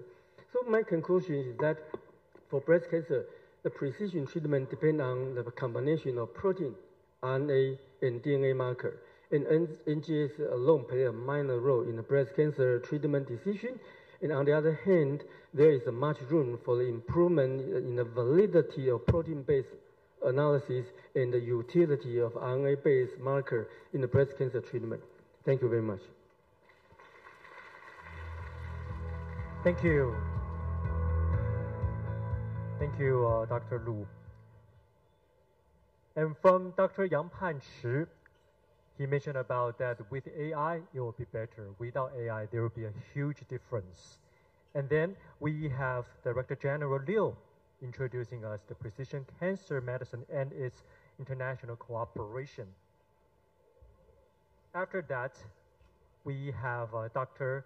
Liao Min and Dr. Lu Yansheng shared with us very important topics on precision diagnostics from blood to see the world, progression of liquid biopsy for breast cancer, and precision treatment for breast cancer. So now we will invite Dr. Liao Min and Dr. Lu Yansheng to be on the stage. We'll have our panel discussion. Also, I would like to invite Dr. Ma Katrina Guillermo and Dr. Danu Lopandis to come upon to the stage. Let's welcome them.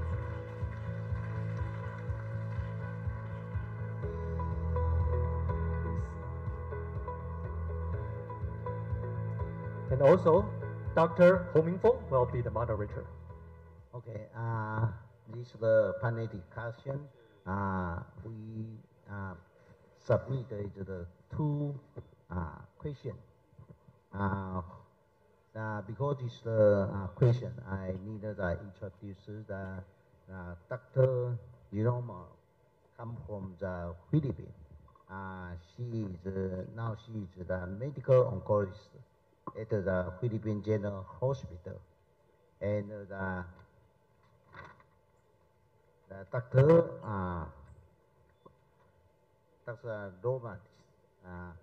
And, now he is the hospital director by Hanama Hospital, Thailand. Okay. And the first question is the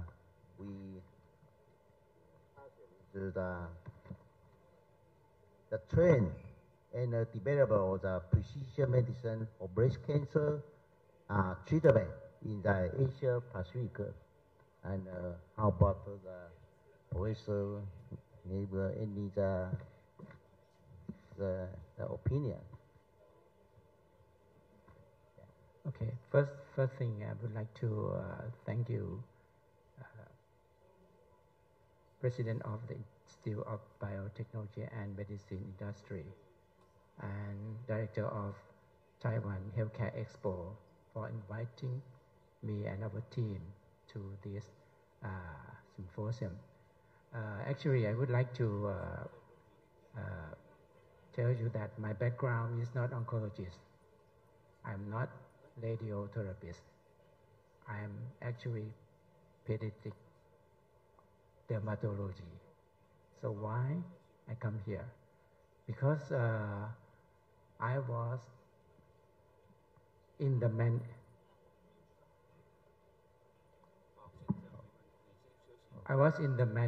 of public cancer hospital in Thailand for years. And now today I also be in the private cancer hospital management.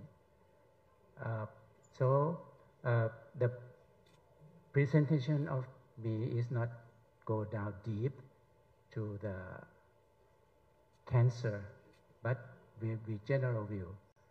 But from listening to professors,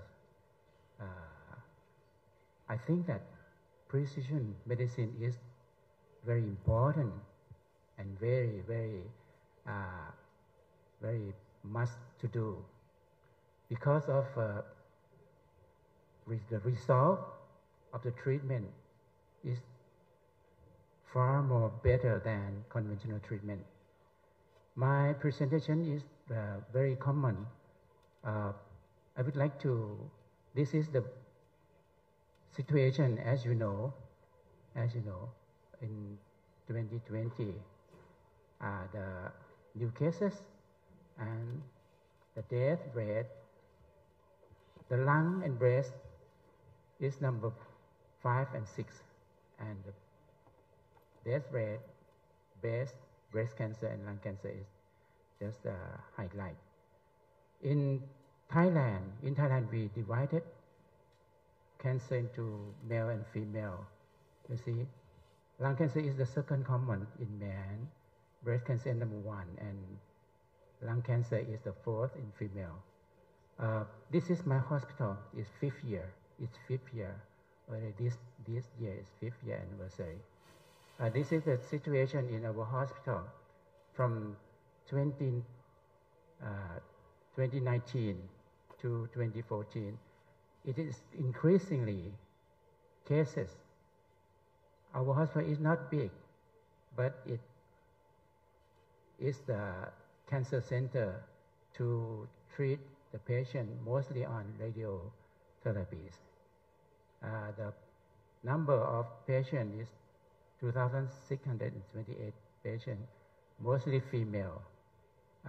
This is the incidence of top 5 cancer in my hospital. CA lung is number 5.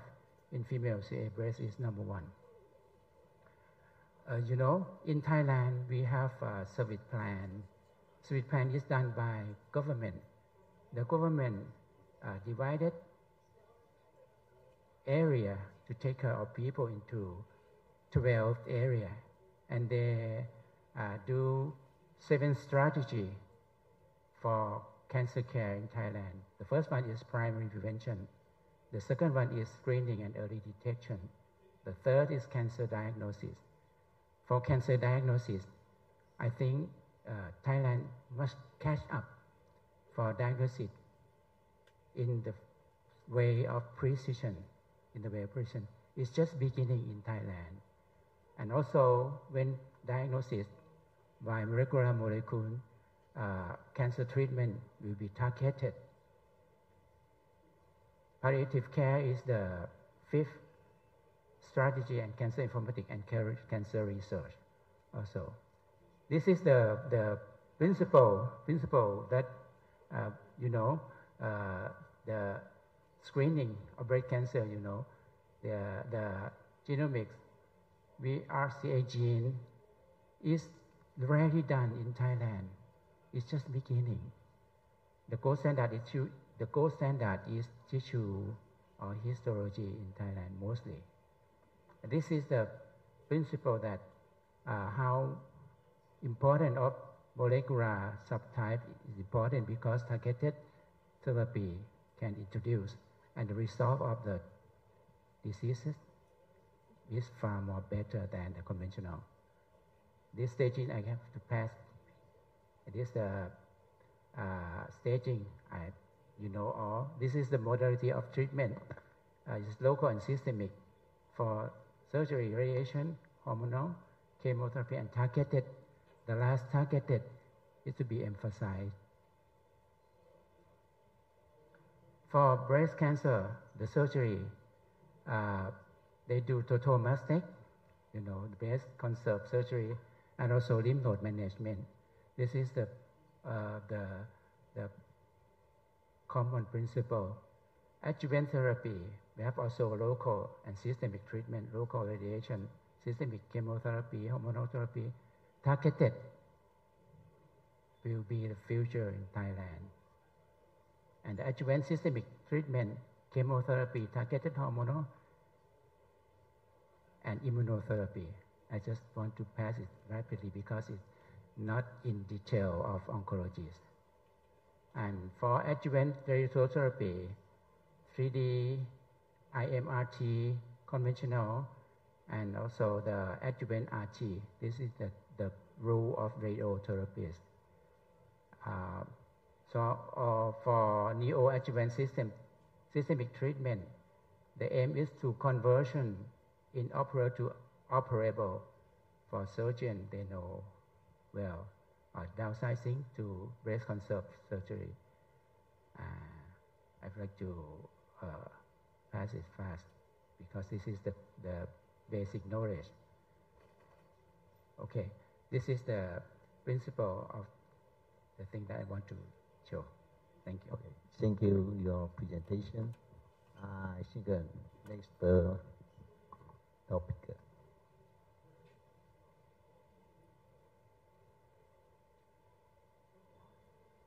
So good afternoon to everyone. I'm actually deeply honored and humbled to be here participating in the 4th Asia Pacific Forum on Precision Cancer Treatment as one of the representatives of my country, Philippines.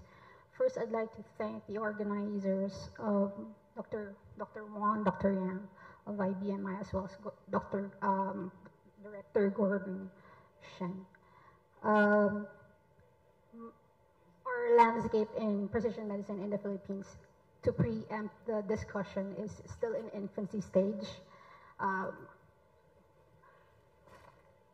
I have no disclosure. So the objectives of my presentation is to actually introduce what Philippines is and what are for the audience to get to know what Philippines is, characteristic of it, having a challenge in accelerating the precision medicine arena, in the precision medicine arena. So, and then burden of the disease, as well as the national effort or current political landscape of our country dealing with our management of breast disease, as well as in precision medicine, how are we doing there and what are the things that are currently ongoing in our country. So Philippines is actually an archipelago country. Access to treatment is a bit difficult in our country because it's composed of different islands that you need to go and transport. Another thing to consider is the specialists. Most of the specialists is concentrated in the capital region, which is just one region in the blue area in the illustration. We also have difficulty in terms of internet access because some of the areas still doesn't have one. So using telemedicine or telehealth in terms of mitigating that challenge is also a matter of difficulty. We are classified as low mid-income country, meaning that our funding is not enough. Just to give an example for that, our 2022 budget for the cost of cancer, all types of cancer, is around 768 million, and our annual breast cancer diagnosis is around 27,000 to 30,000 annually. If 20% of those, which is around 6,000 of those breast cancer, has HER2 positive, our cost is around 6 billion already just for cancer alone. So most of our patients do pay for their medicine out of pocket. So these are the challenges that makes precision medicine difficult to push through. However, as what Dr. Yang told us, he discussed about cost effectiveness, and I think the answer to this difficulties in terms of Philippines not pushing forward precision medicine is we have to recheck which are the actual treatments that are actually working. Maybe we're already using treatments that are not really effective. So it, in the long run, is really more of a expensive than cost effective.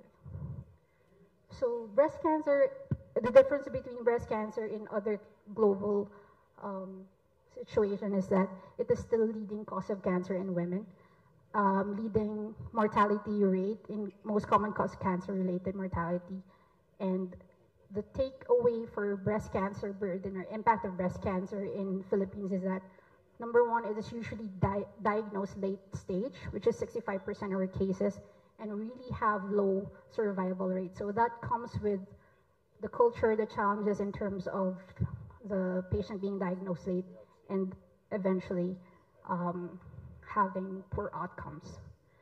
Our luminals, as what we've already discussed, the pathophysiology of breast cancer is not really towards the genetic realm, but rather on the estrogen receptor problem, which is, for us, most of our patients is still luminal A or hormonal receptive patients, and the same as others, which has 20% of HER2 and triple negative breast cancer patients, of less than 10%. Our current national guidance is similar to the low income country standards, but of course the staging workup really depends on the status or clinical status of the patient. It depends on the physician being the attending of the patient. It is treated or managed interdependent or interdisciplinary, having a medical oncology, surgical oncology, and radiation oncologist at hand for every patient. We do have access to advanced diagnostics, but these are send out specimens. So we do have next generation sequencing via the Philippine Genome Center. And what we have right now is Philippine General Hospital Biobank, which is in infancy stage, started in 2019, and that's where I'll probably touch on the precision medicine in the setting of the Philippines. For treatment, the ones that are bold or highlighted, these are already available, but of course the cost of treatment is what makes it hard for some Filipinos or most Filipinos to continue their medication. And that's why even if it's available, it's not always being given. As a surgical oncologist, I'd be remiss if I don't discuss this. Most of our patients, even in its early stage where breast conserving surgery may be an option, the most common surgical procedure is still a modified radical mastectomy, which means we still removal of the breast and the axillary region to stage the patient. In the advancement of breast cancer surgery, we do have all of these stated in the box. The only thing that I think difficult to access is the modalities in sentinel lymph node biopsy, such as nuclear isotope and MAGSEED. The highlighted treatment option, which is radiation in red, is the one we are, I think, the bottleneck in terms of treatment of breast cancer, because we have very few treatment center, radiation center in the country.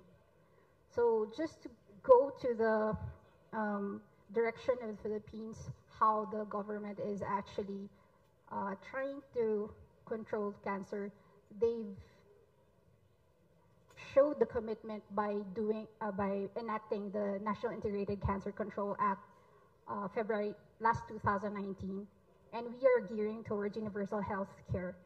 So the importance of me telling this is that I think it's the prime time in terms of collaborating with Philippines in terms of research because of these two aspects.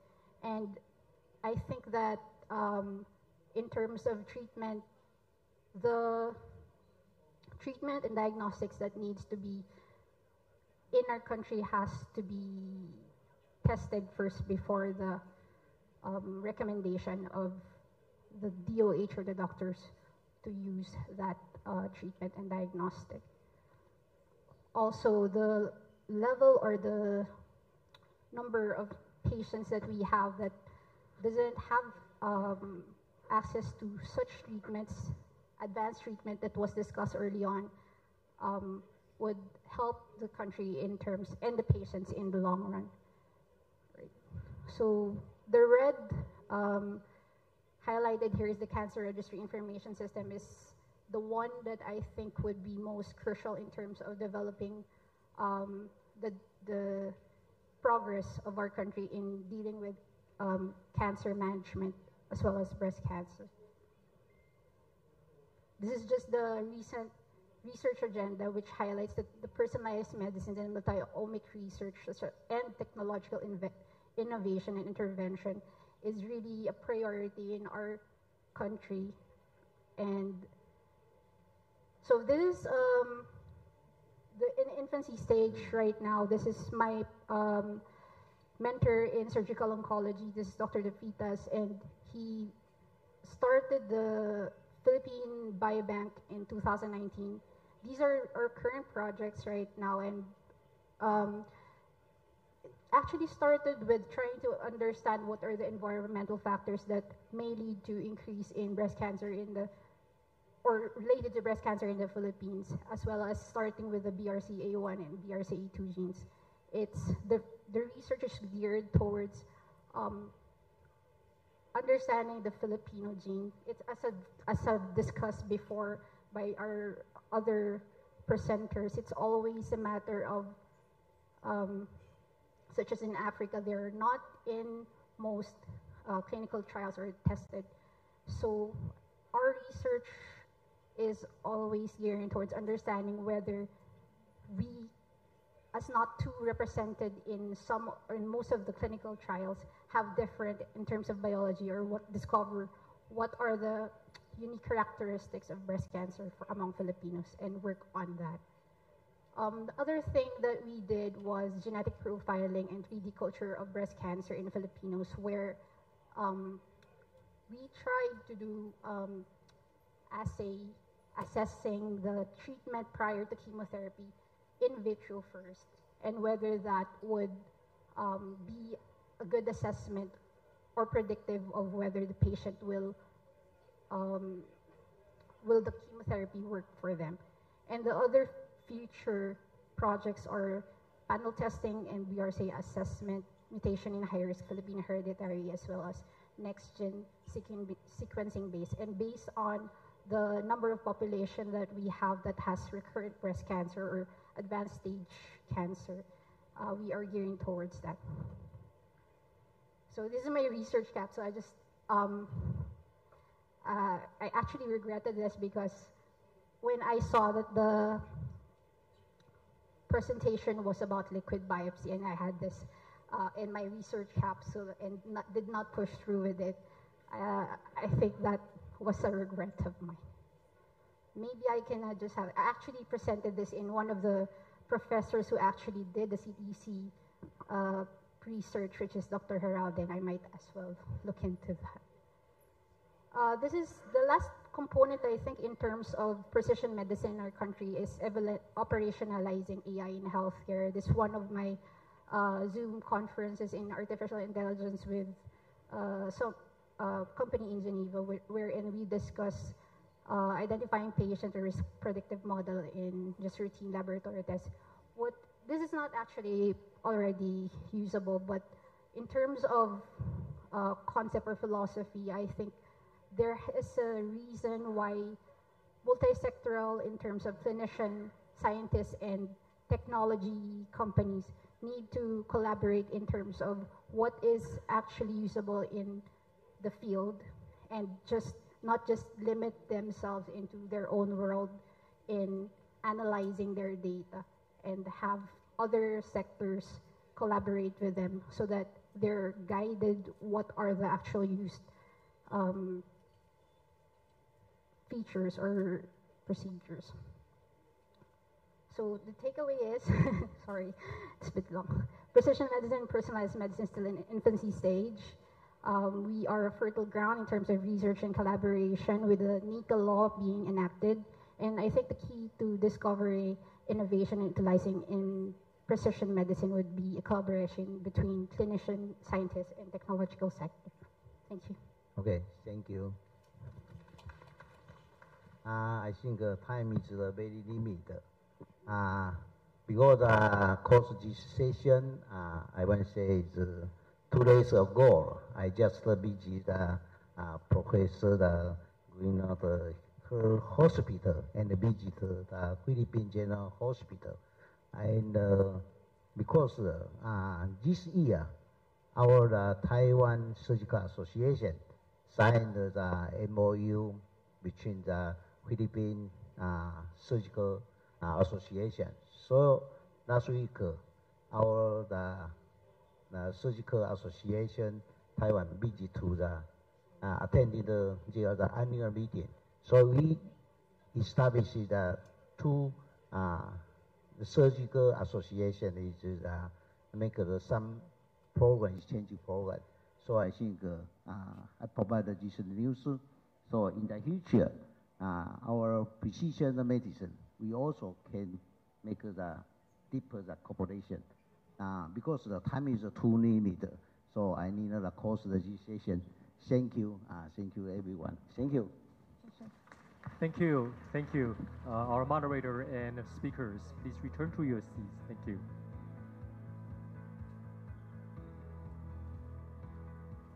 As Dr. Ho said, in the past panel, we discussed the trends and development of precision medicine for breast cancer treatment in the Asia Pacific. Also, we talk about the collaboration and opportunity for Taiwan and international partners in precision medicine for breast cancer, which we all really care about. For the next session, precision medicine for lung cancer, I will first introduce to you our moderator, President Yang Zhixing, National Taiwan University Cancer Center.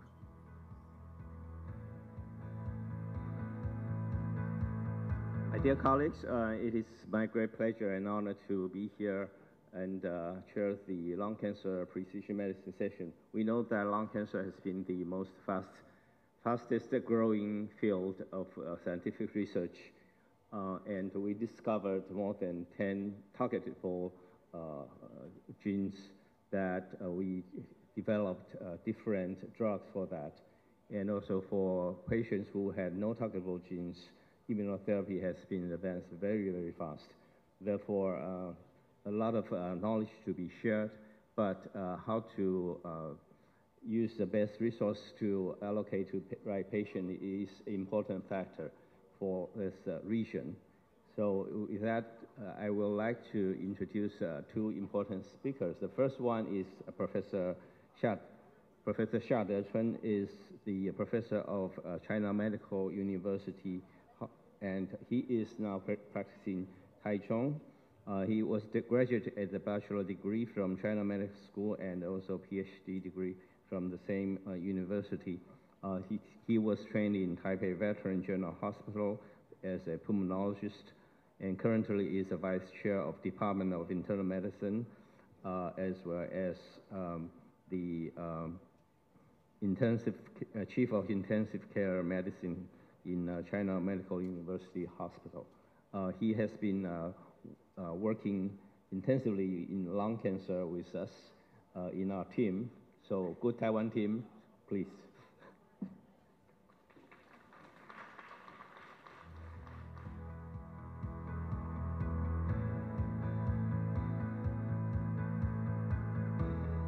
Many thanks for Professor Yang's introduction.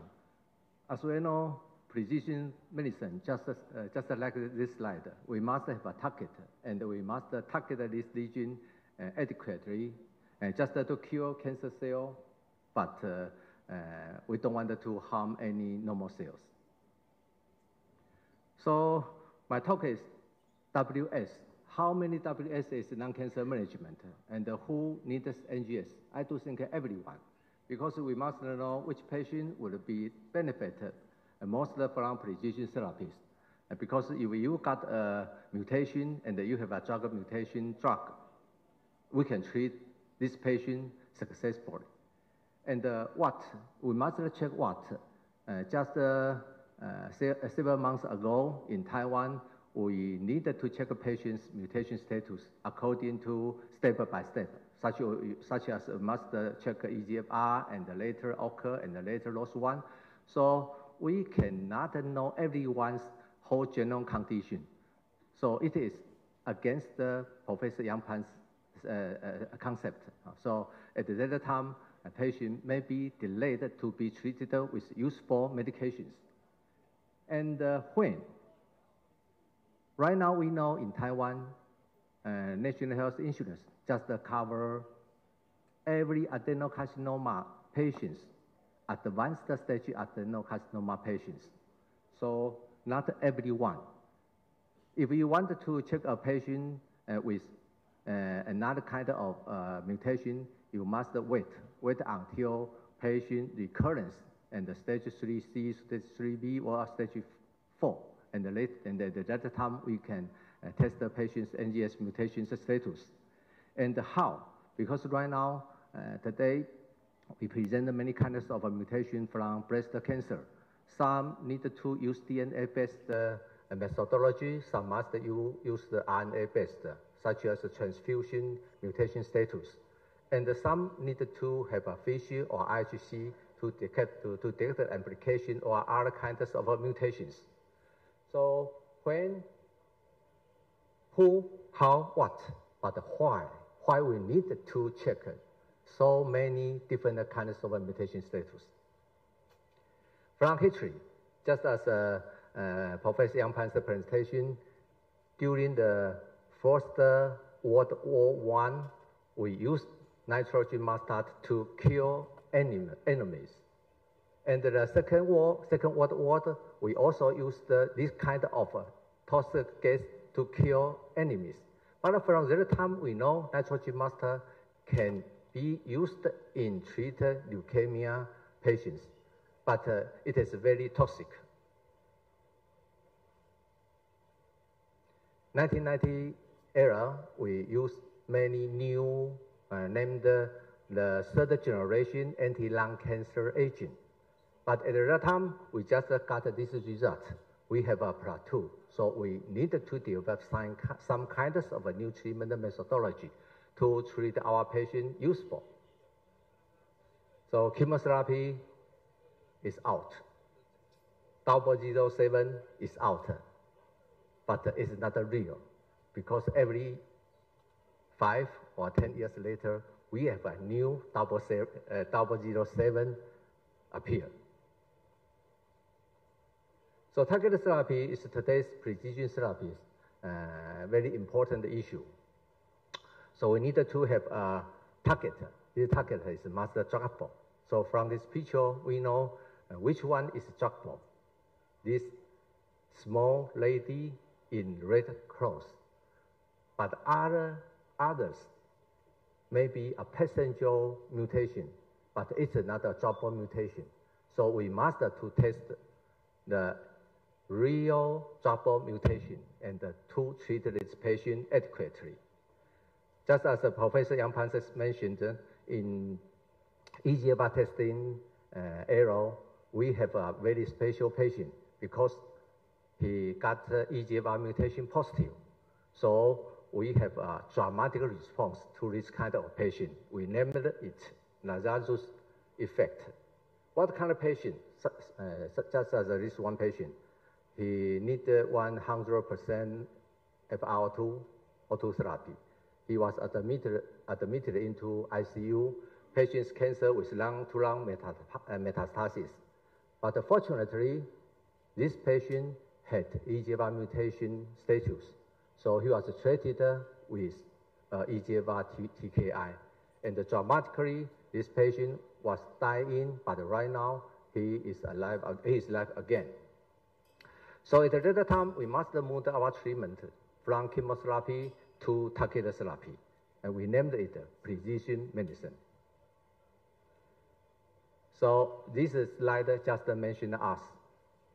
Just 20 or 30 years ago, we just 1 fit all.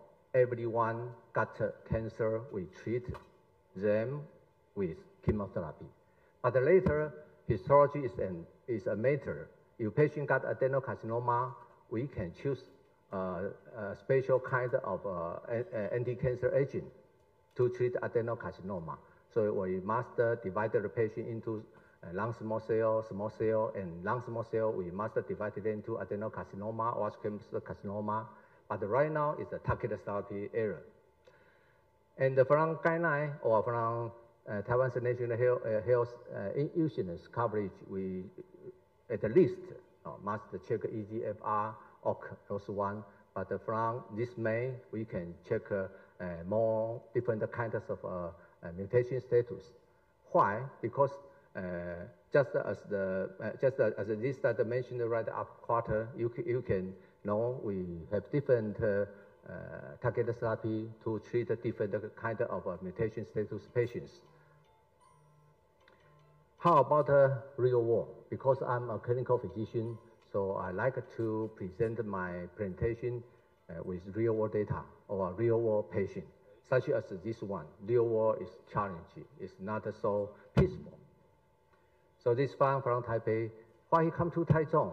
Because he wants to look for more aggressive therapies, such as cell therapy or immunotherapy or others. But you can find that this patient's X-ray is not so good. The huge mass in the right low lobe and the levagetes carcinomatosis. He must to use the O2 to support his life.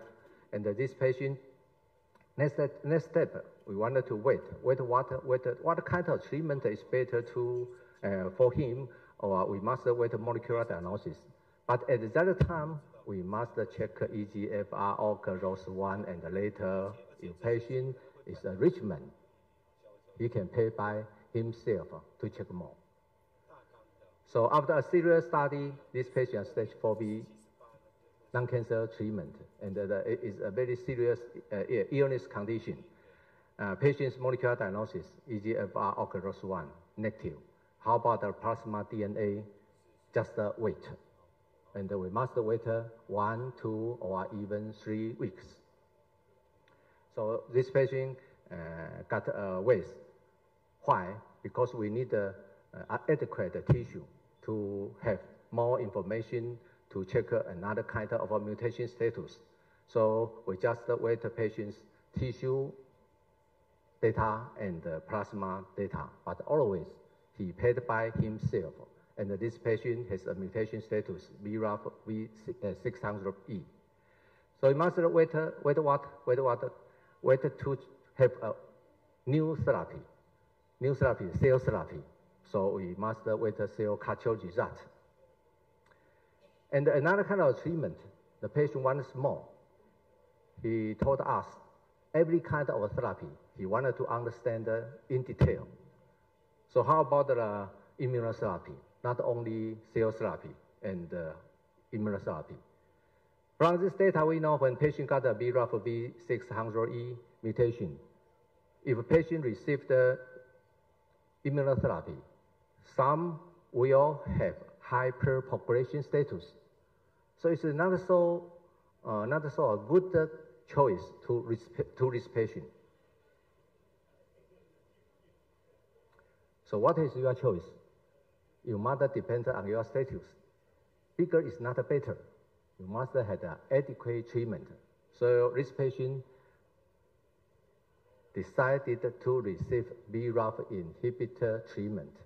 And the patient's condition will according to this kind of treatment concept. Just as Professor Yang Pan mentioned before, targeted therapy, if a patient got a drop-on mutation status, targeted therapy will have a better survival. So after treatment, this patient have a BRAF inhibitor treatment. The patient condition is better. But we know drop-on mutation with targeted therapy is not always has no problem because some will develop resistance condition. So with a second patient, the story begins. How about this patient? This patient is a lung cancer with pleural effusion, stage 4 lung cancer.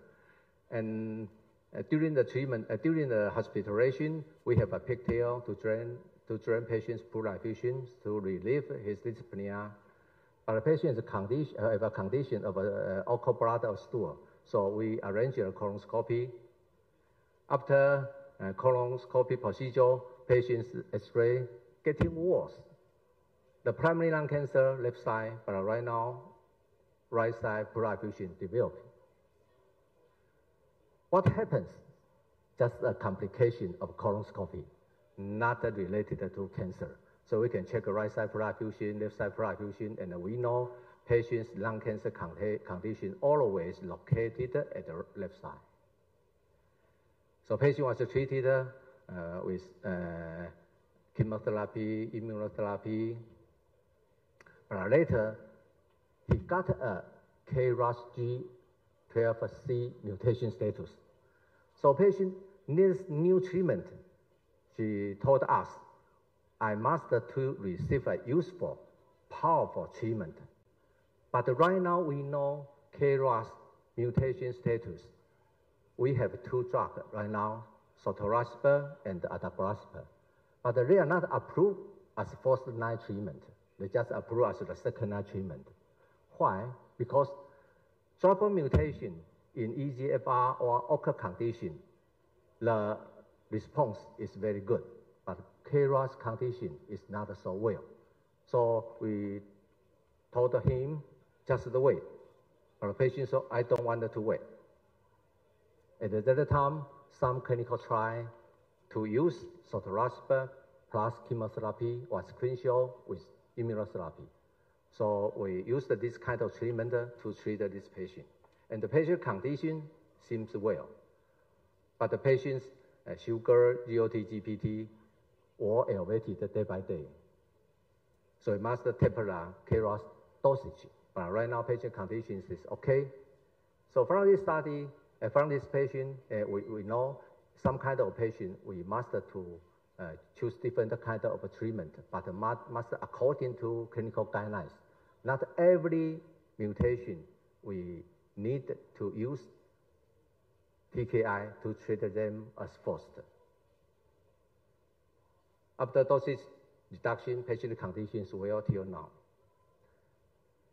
But some kind of patient, we use the very useful weapon to treat the patient as first line, such as this lady. This lady is a patient of EGFR mutation positive patient. So when we kill cancer cells, cancer will escape and they will develop new resistance to to against your previously used for medication. So this young lady, 41 years old, his condition is pain, bone matter with pain. After serious examination, we find patient is a stage 4B condition. Bone metastasis is very serious, but the patient's major lung cancer tumor size is small. Fortunately, she is an EGFR mutation positive patient, so after EGFR TKI treatment, the patient condition is better day by day, and the pain is better day by day. But we know this kind of patient will develop resistance later, everyone. So after a long-term treatment, patient's CA elevated day by day, and the pain is getting worse. So we check the patient's NGS again, and the patient with a new condition, C-MET alteration. So this patient, we must change our treatment. But we must mention again, patients previously existed EGFR mutation is always existed, but have a new resistant condition. So after a serial treatment, the patient's condition is better. But right now, how to have a treatment decision making? So from this patient is an ALK positive patient. The condition seems good to the first line treatment. But after a short-term treatment, the duration is not so long, and the patient rapid deterioration. So we know ALK positive patient's treatment duration or their overall survival always can be prolonged into 5, even 6 or 7 years. But why this patient's condition is not so poor? Because this patient's condition, we publish again, from his brain tissue, patient has microsatellite instability high. So this kind of patient is not so good a choice only to use one kind of management. Maybe we must switch to another kind of management. So right now, NGS condition in Taiwan, this is directed by Professor Yang Zixin. We have a different cohort to collect our Taiwan's population and the different kind of condition, and we check patient's NGS. And we can need some kind of new mutation status. And this patient will receive the new treatment. If we don't check a patient's NGS, this patient may be just to receive the chemotherapy. But right now, we moved the cancer to early stage lung cancer. So we need to check NGS more earlier, not only for advanced lung cancer, but in earlier lung cancer, early stage lung cancer, we must share NGS too. So early precision medicine, I do think not only for advanced lung cancer, but also for early small cell lung cancer. Because right now we have a different kind of treatment. So in different kind of condition, we must to have a thinking process or to have an idea when and how to check a patient's NGS. I do think tomorrow will be better. Many thanks.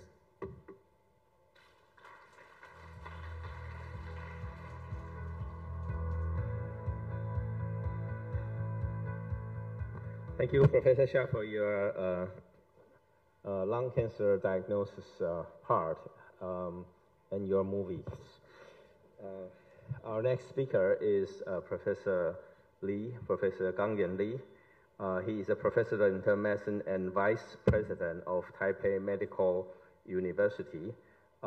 He was graduated from Imperial College of London in 2006 as a PhD, and before that he also studied medicine in the same in Taipei Medical School.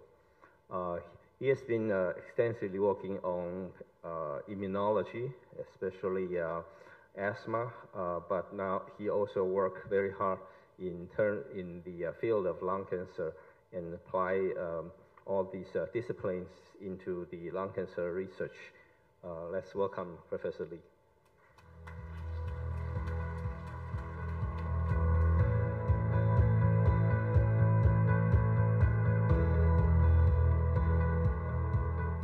Thank you, Professor Yang, for a very kind and warm introduction.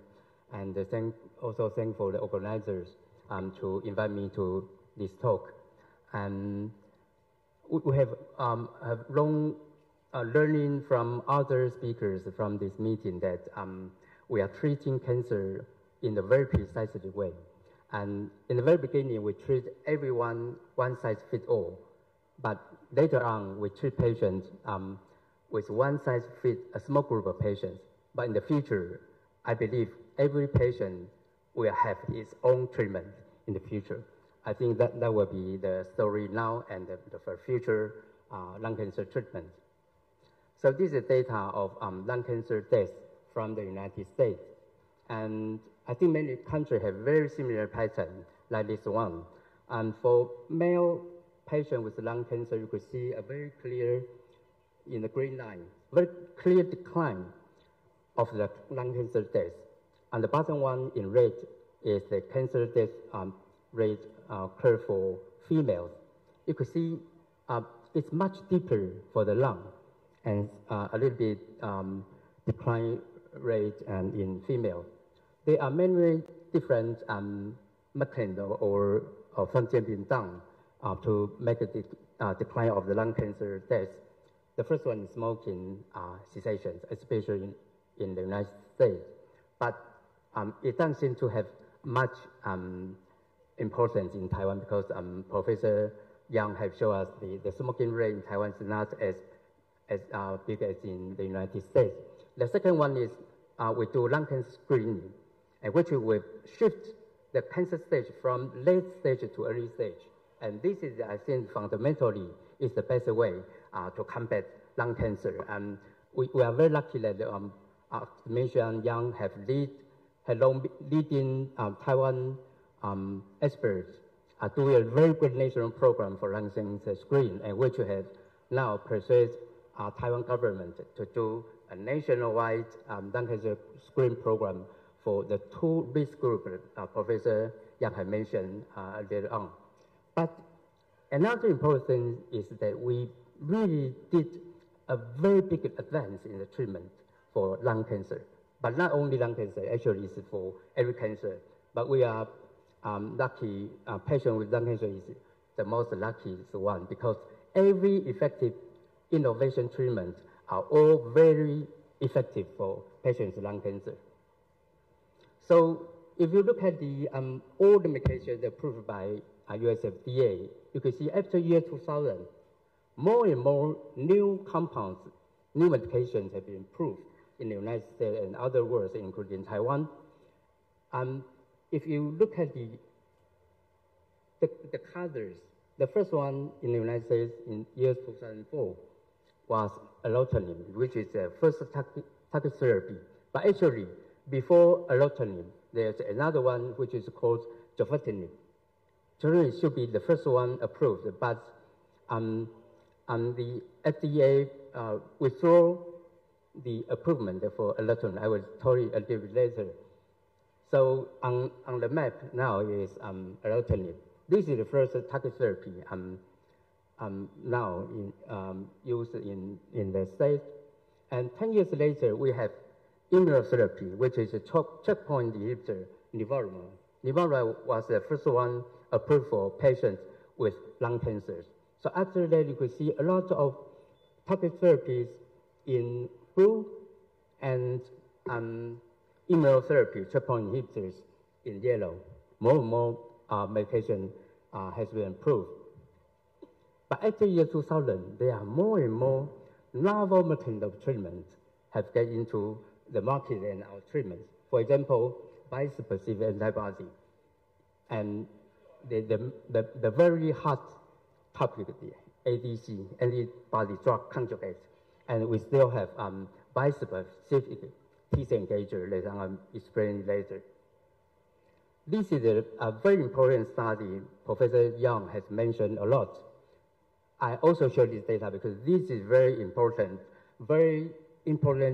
landmark trial for patients with lung cancer, because this study really proves that we need to find the right patient to go for the right treatment, especially for precision treatment.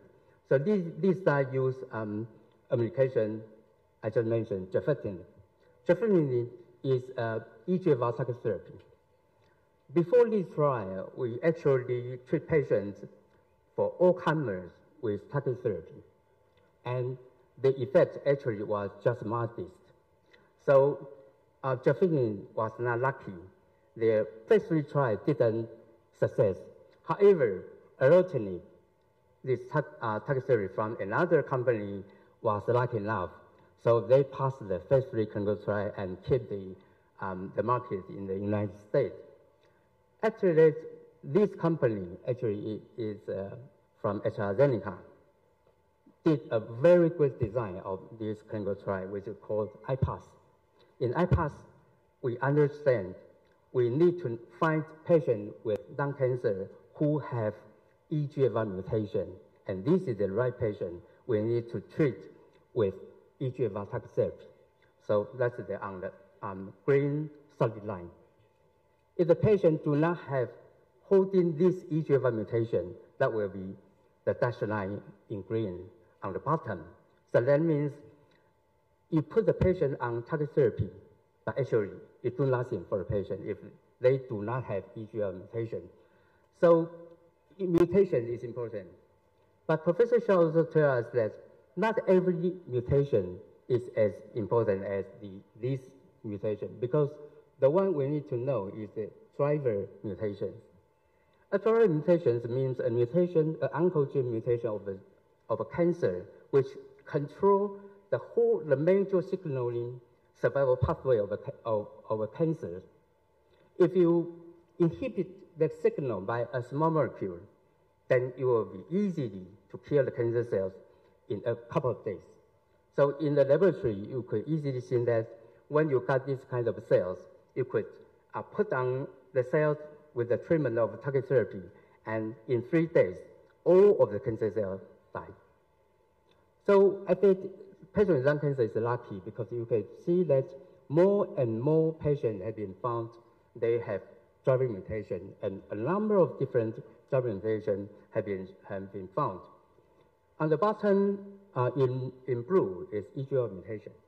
So this is the patient have most proportion of the patient have these EGFR mutations. In Asian countries, roughly around 50 to probably 60% of patients will have EGFR mutations. But there are some other we call rare mutations for patients with lung cancers. And lucky thing is that for each of these driver mutations, the industry have developed many very effective small molecule inhibitors, which have passed phase 3 or for some other rare mutations, at least passed phase 2 clinical trials, which will prove to be very useful for patients with lung cancer. So for many treatment guidelines, including NCCN guideline or guideline in Taiwan, you could easily find which mutation you have and which target therapy to go for. This is the story for target therapy. However, if you look at the one on the right upper side in gray, there are 1/4 of patients still do not have any driver mutation found. The lucky thing that we have immunotherapy. So if we remember the story, the ex-president of the United States, Jimmy Carter, he had the very bad disease which is called malignant melanoma. But it's lucky that he received the checkpoint inhibitor treatment and got a very good result. And finally, we found these immunotherapy, checkpoint inhibitors are also very effective for patients with lung cancer. So this is one of my patients.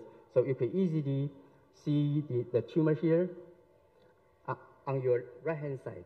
Right-hand side actually is the left side of the patient. A very huge mass in the lung.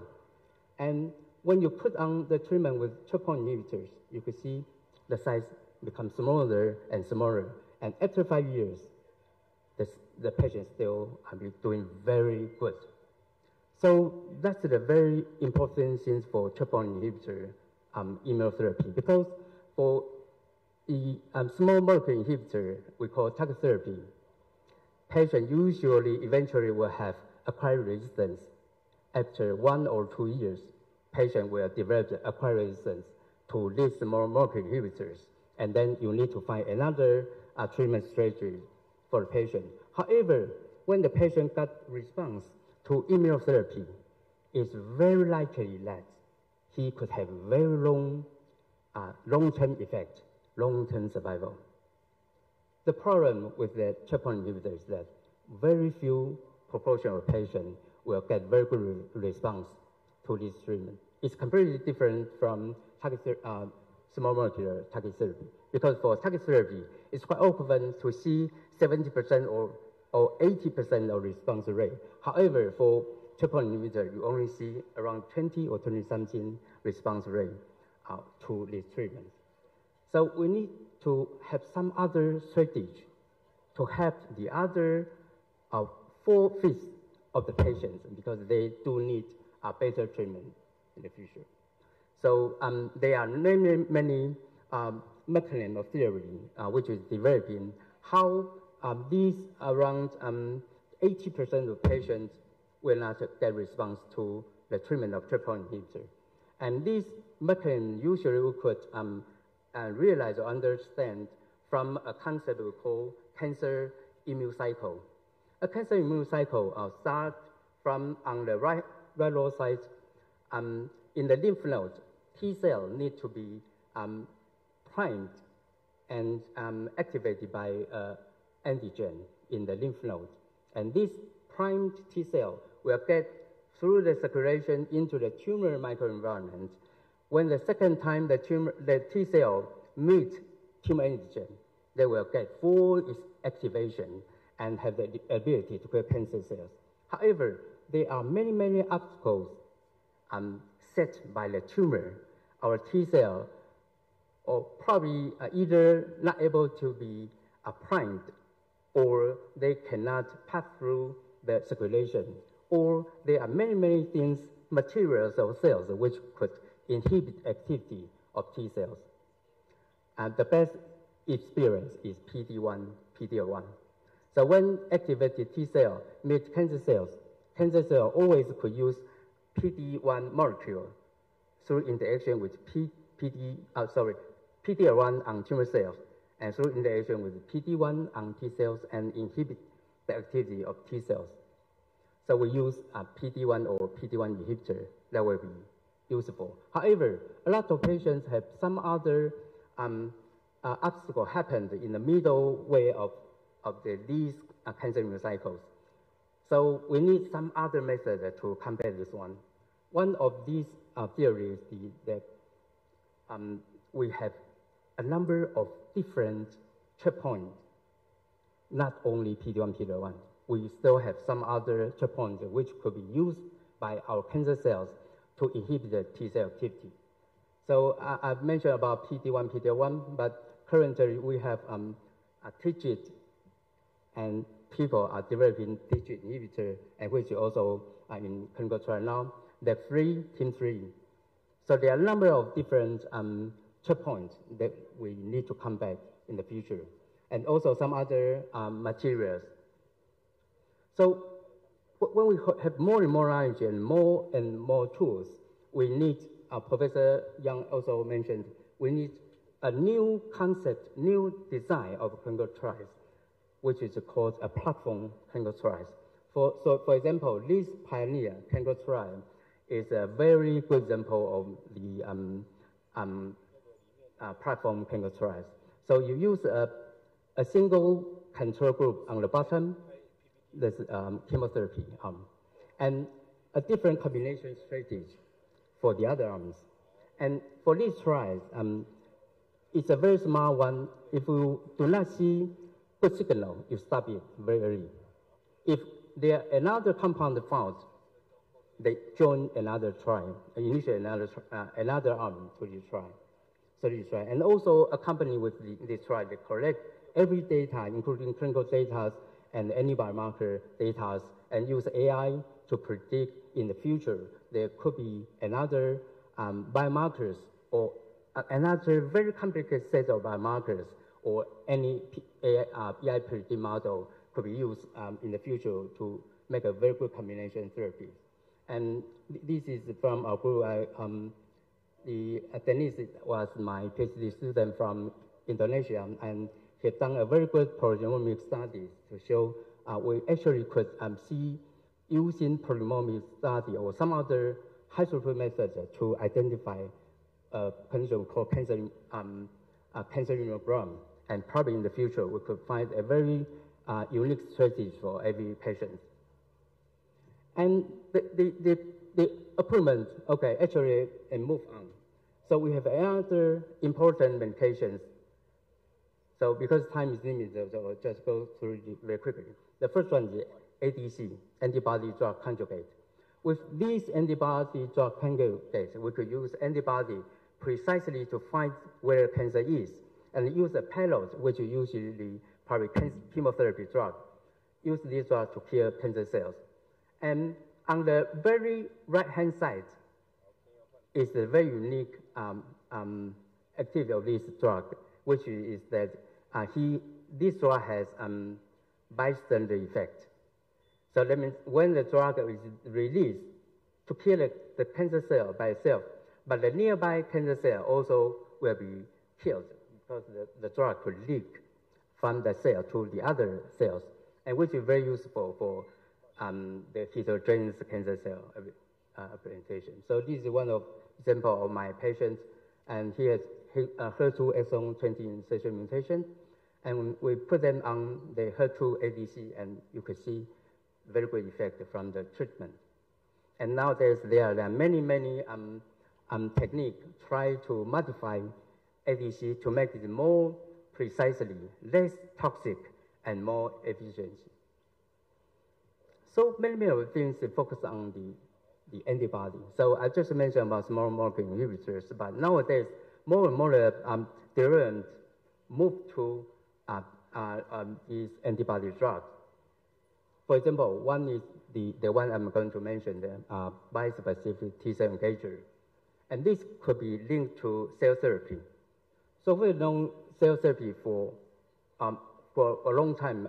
A couple of decades ago, Professor Rosenberg in the NIH have developed this treatment. And recently, finally, they got approval from the FDA, almost 20 years. Is approved. But there's another more efficient way to use native cells from our body. We could use bispecific antibody, which could link T cell to the site of tumor cell. So in this bispecific T cell engager use CD3 to connect to T cells, and use DL3, which is a marker of small cell lung cancer, which was presented in lung cancer cell for around 80% of the cells.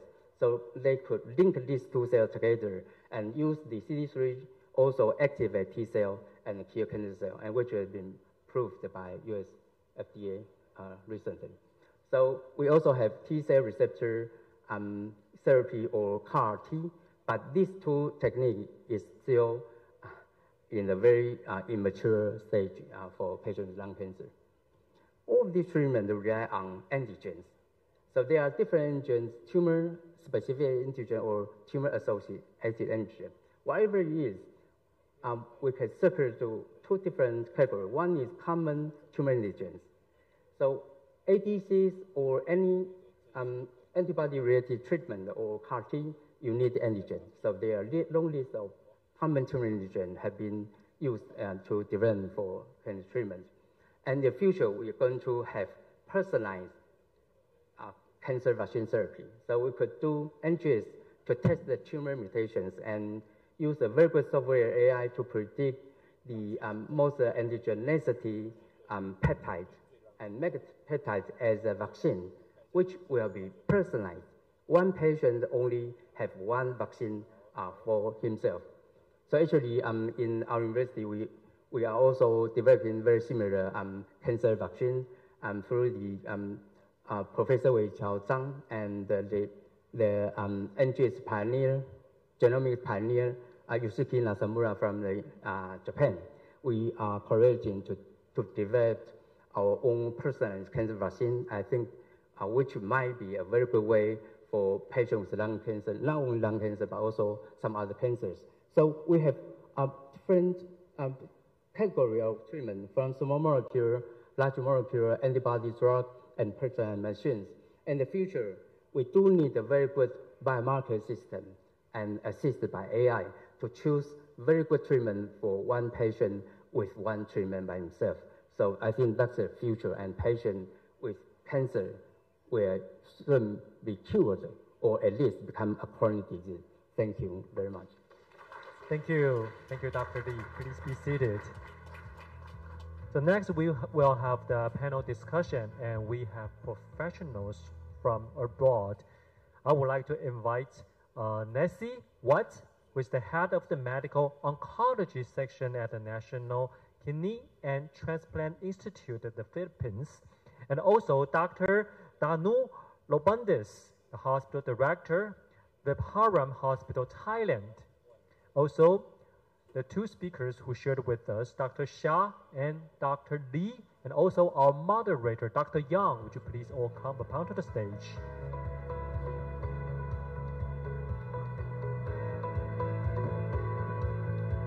And I'll give time to our moderator.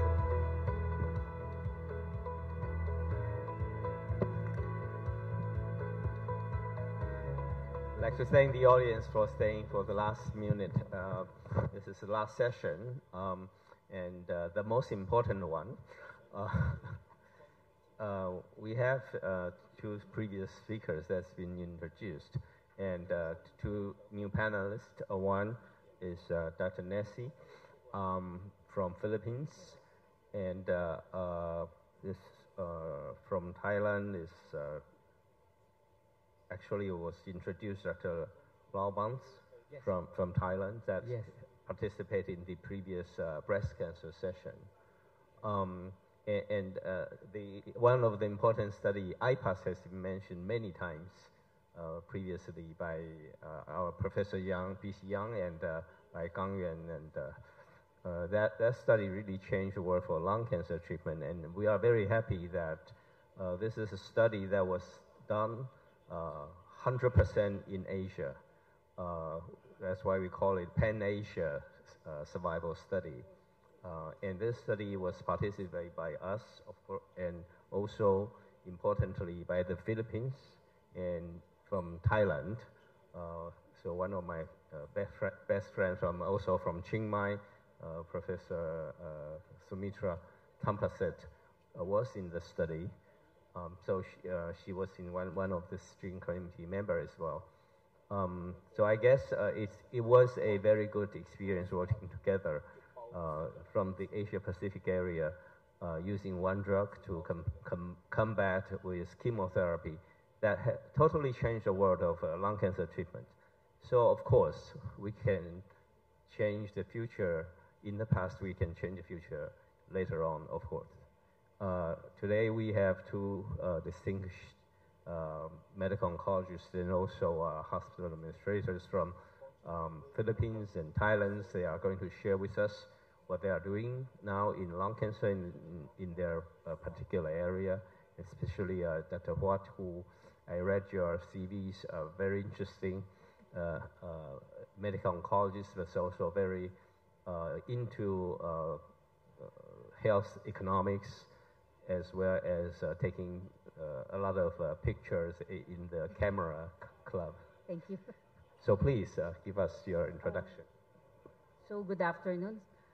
Thank you for inviting us so we can share the healthcare landscape of the Philippines, especially for precision medicine. So this is my disclosure.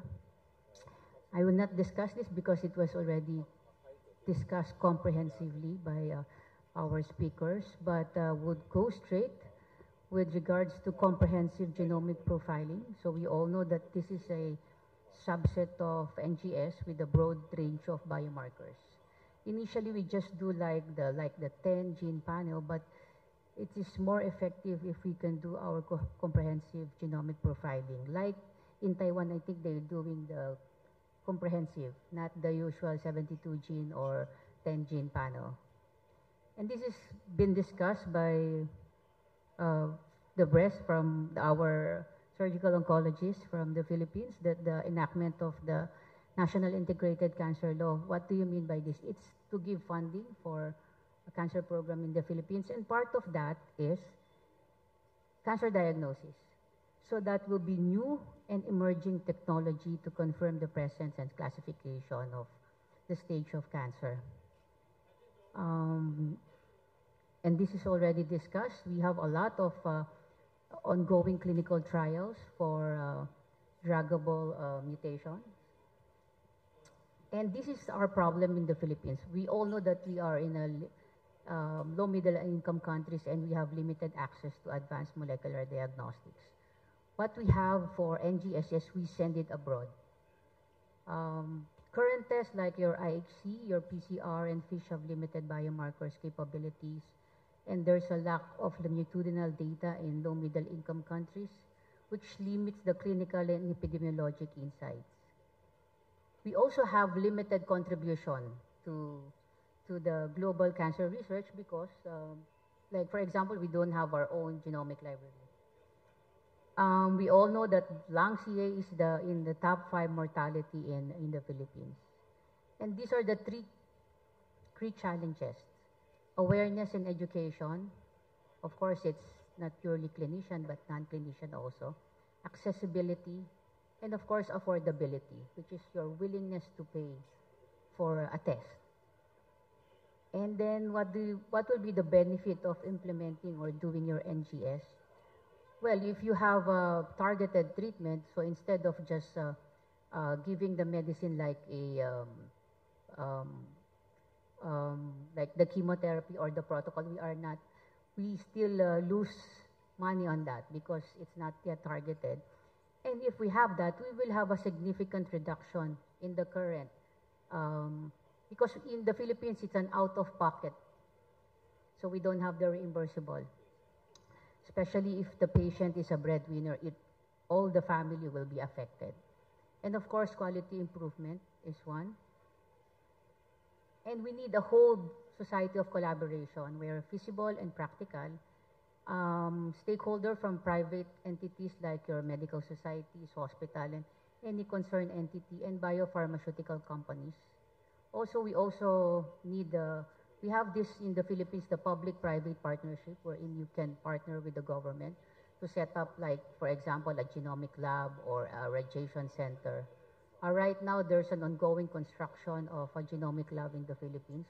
This is in partnership with an Indian company. Hopefully, it will be opened by February. And of course, individual clinician. So I think that's a very short overview of the genomics of the Philippines. Thank you very much. So can we have the presentation from Thailand, the latter part of lung cancer treatment, and then we will move to discussion. Yes, again, please. Actually, today I'm very happy to be among professor of oncology. As I mentioned earlier, I'm not oncologist, so I'm in management. I'm the management in 2 cancer hospitals. One is the public and one is the private. For the lung cancer in Thailand, the screening, low-dose CT is now developing in high-risk group. As you know, age over 50 and smoking over 20 pack years.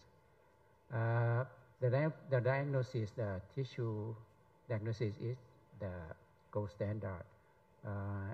The primary effort is to correct the specimen. The number 1, 2, 3 is how to correct, and 4 is how to correct the specimen in Thailand. This is the type of lung cancer, as you know, small cell and non-small cells. The molecular molecule is developing in Thailand. We are also in fancy state, like in Dr. mentioned the same. Whole genomics in Thailand is just beginning. About 50,000 cases are to be enrolled, but for treatment, there to be continued. This is staging, you know, for stage 4, the advanced brain, bone, liver, and adrenal gland. The modality of treatment in Thailand is surgery, the basic, and radiotherapy, chemotherapy targeted. Targeted is depends on genomics, and nowadays we are not in good diagnosis for targeting, and also immunotherapy. The surgery and adjuvant chemotherapy and adjuvant radiation is being done in Thailand. The stage 3A and 3B, we have combined modality of treatment, just as in the slide. This is the paradigm shift. We have listened, we have already known from professor a lot of first line and second line, but not in Thailand now. We have to do precision and molecular basis before step to this treatment. And for the small cell treatment, in limited state, combined modality therapies and prophylaxis, PCI, cancer radiation is being done.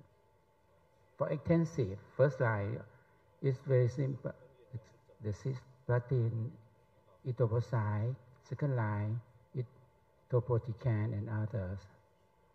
PCI is also done. And for lung cancer, it's not just one disease. It can affect everyone. Early diagnosis is important, and I have got one important history taking for lung cancer is the family history to be asked.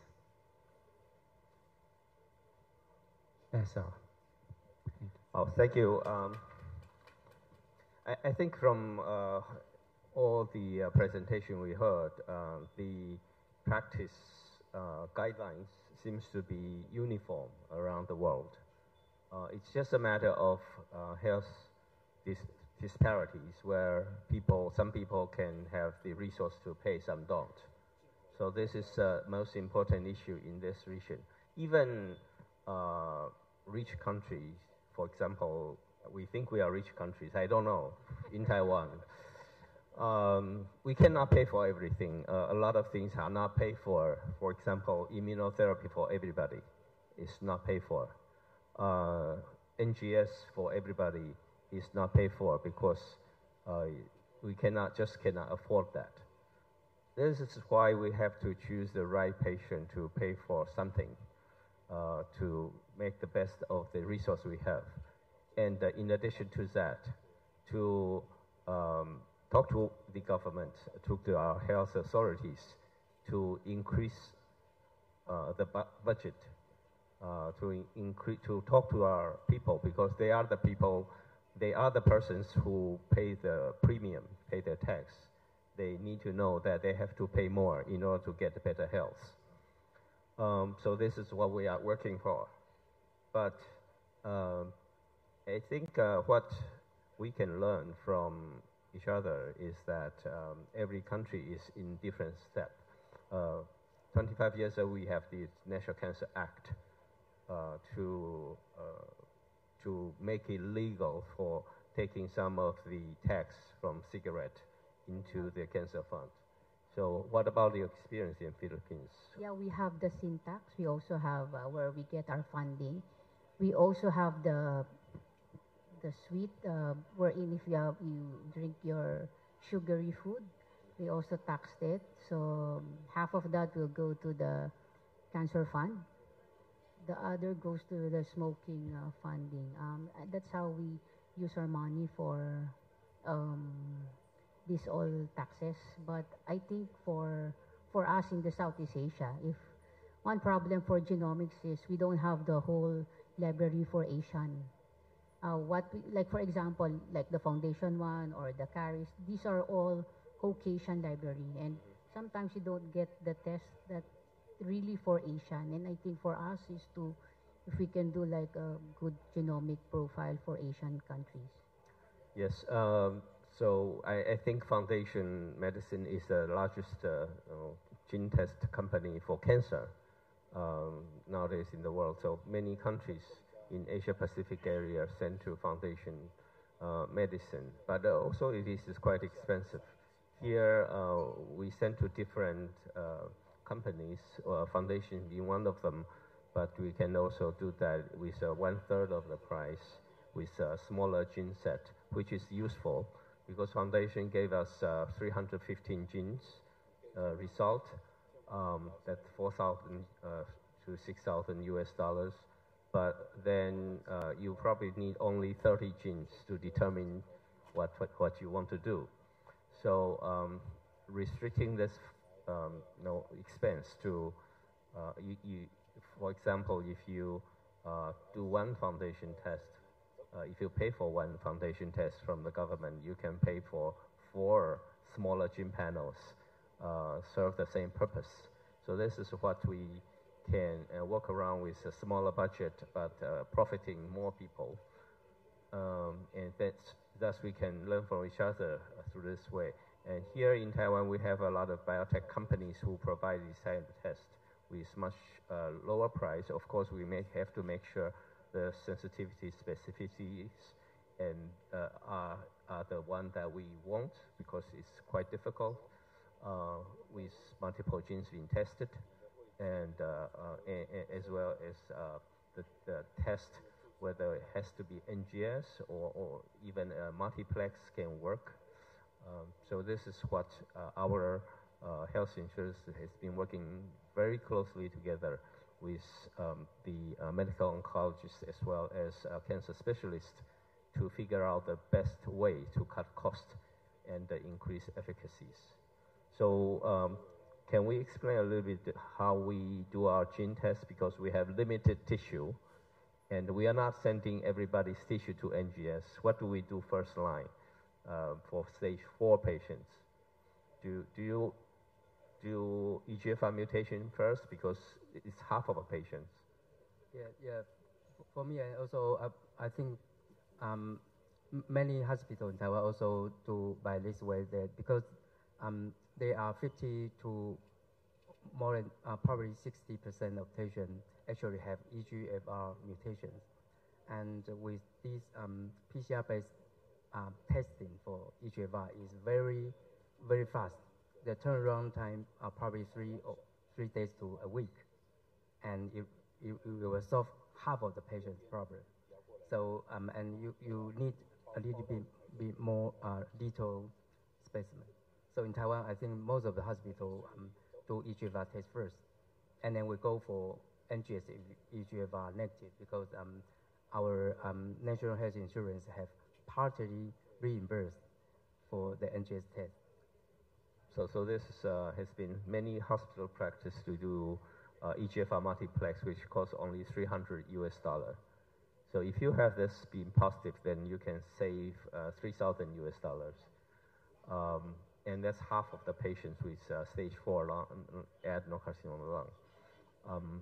So this is one way to figure out. Of course, it's very complicated field for treatment of lung cancer. We have to figure out whether they have EGFR, and for some other genes, it can be tested by very simple immunohistochemistry. And then at the end of the day, if we have nothing found, then we have to resort to NGS. That will take a long time, etc. So in the meantime, there are also very good multiplex testing. been designed and that costs roughly $1,000 that can solve almost 99% of the targetable genes. So I believe with advances of technologies nowadays, we can improve our care, also save our cost. So this is a bright future. But I would like to save the 5 minutes for treatment, because treatment is really a problem. Treatment is the cost that we can hardly save. What we can save is to save the cost for patients who do not need treatment. We hear a lot about from the breast group that they have a lot of ways to figure out who can avoid the chemotherapy, avoid the adjuvant treatment.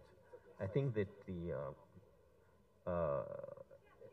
the results are much less in lung cancer, because we do not have that many patients for like breast cancers.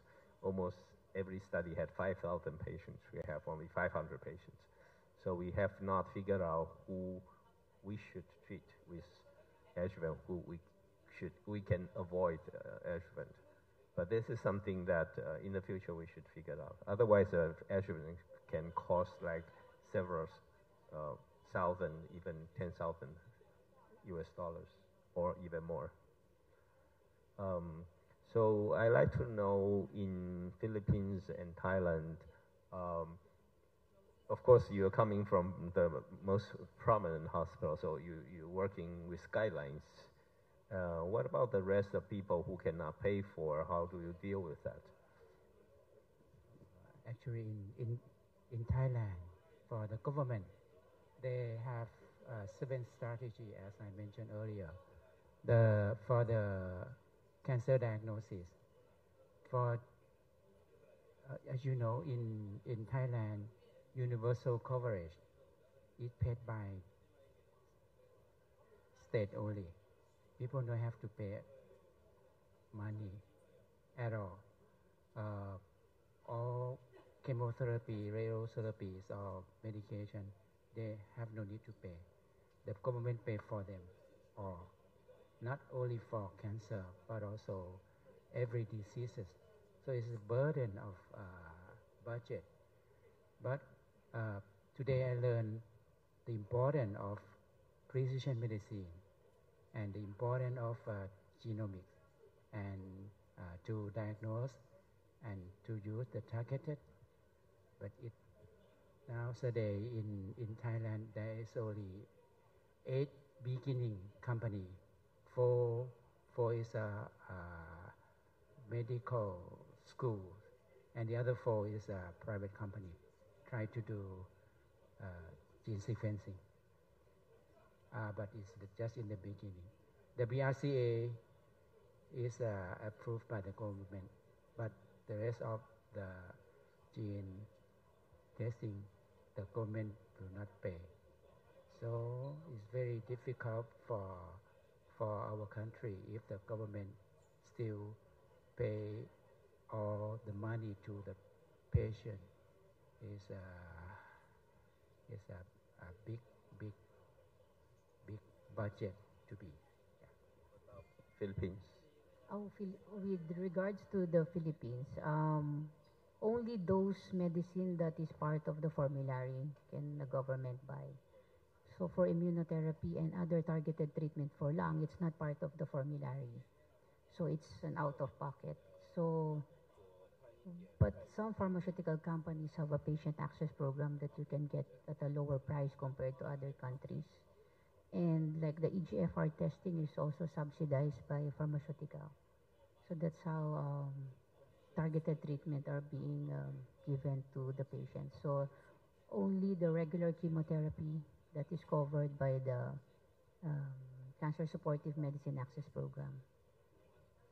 I think one of the ways that we were able to use this drug is through participating in international clinical trials, which in Taiwan, a lot of patients had been in the trial, and they had, as you can see from some of their case reports, they have been benefited from that from a long time. And Thailand as well as the Philippines has been in the trials, but I think to some extent in a bit much smaller scale, from my understanding. So do you have any plans to increase the capacities of the hospitals joining clinical research in this part? Yeah, we did. I'm a PI also for clinical trials for lung and other solid malignancies. I think it's the problem also of like, for example, if we get Philippines or other country, is the registry. That's one. So right now we don't have a national registry for cancer, and it's very difficult to do feasibility study coming from the CRO and the sponsor if we have enough patient to be part of that clinical trial. Although we get feasibility study from CRO, and if we can be part of the trial. But right now we have a lot of lung clinical trial.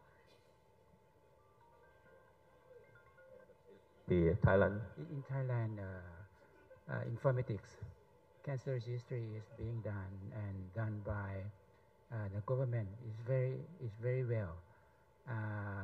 Is the KPI of every province to do informatics and report hospital bed and population bed.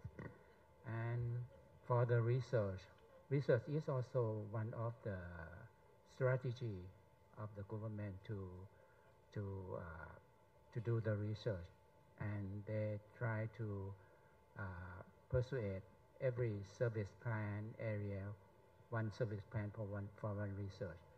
I think Taiwan is very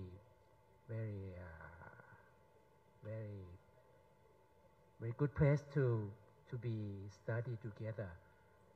MOU and hospital visit, and then share knowledge, share budget or something is possible in Thailand because it's a government policy. Yeah, I think one of the important resource for clinical trial is the patient themselves, right? With more than 100 million populations in the Philippines and close to 100,000 in Thailand, of course there are a lot of patients. They need treatment, so it should be a very good place for clinical trials, which we should be able to find opportunities to work together in the near future. So I think that our time is up. So I like to thank all our panelists to join this discussion, and at the end I'd like to thank all the participants. Thank you for joining this session. Thank you. And this session ends here. Please return to your seats, and we would like to thank you again for staying with us until now. I think we all have a wonderful and knowledgeable afternoon. Thank you, and see you next time.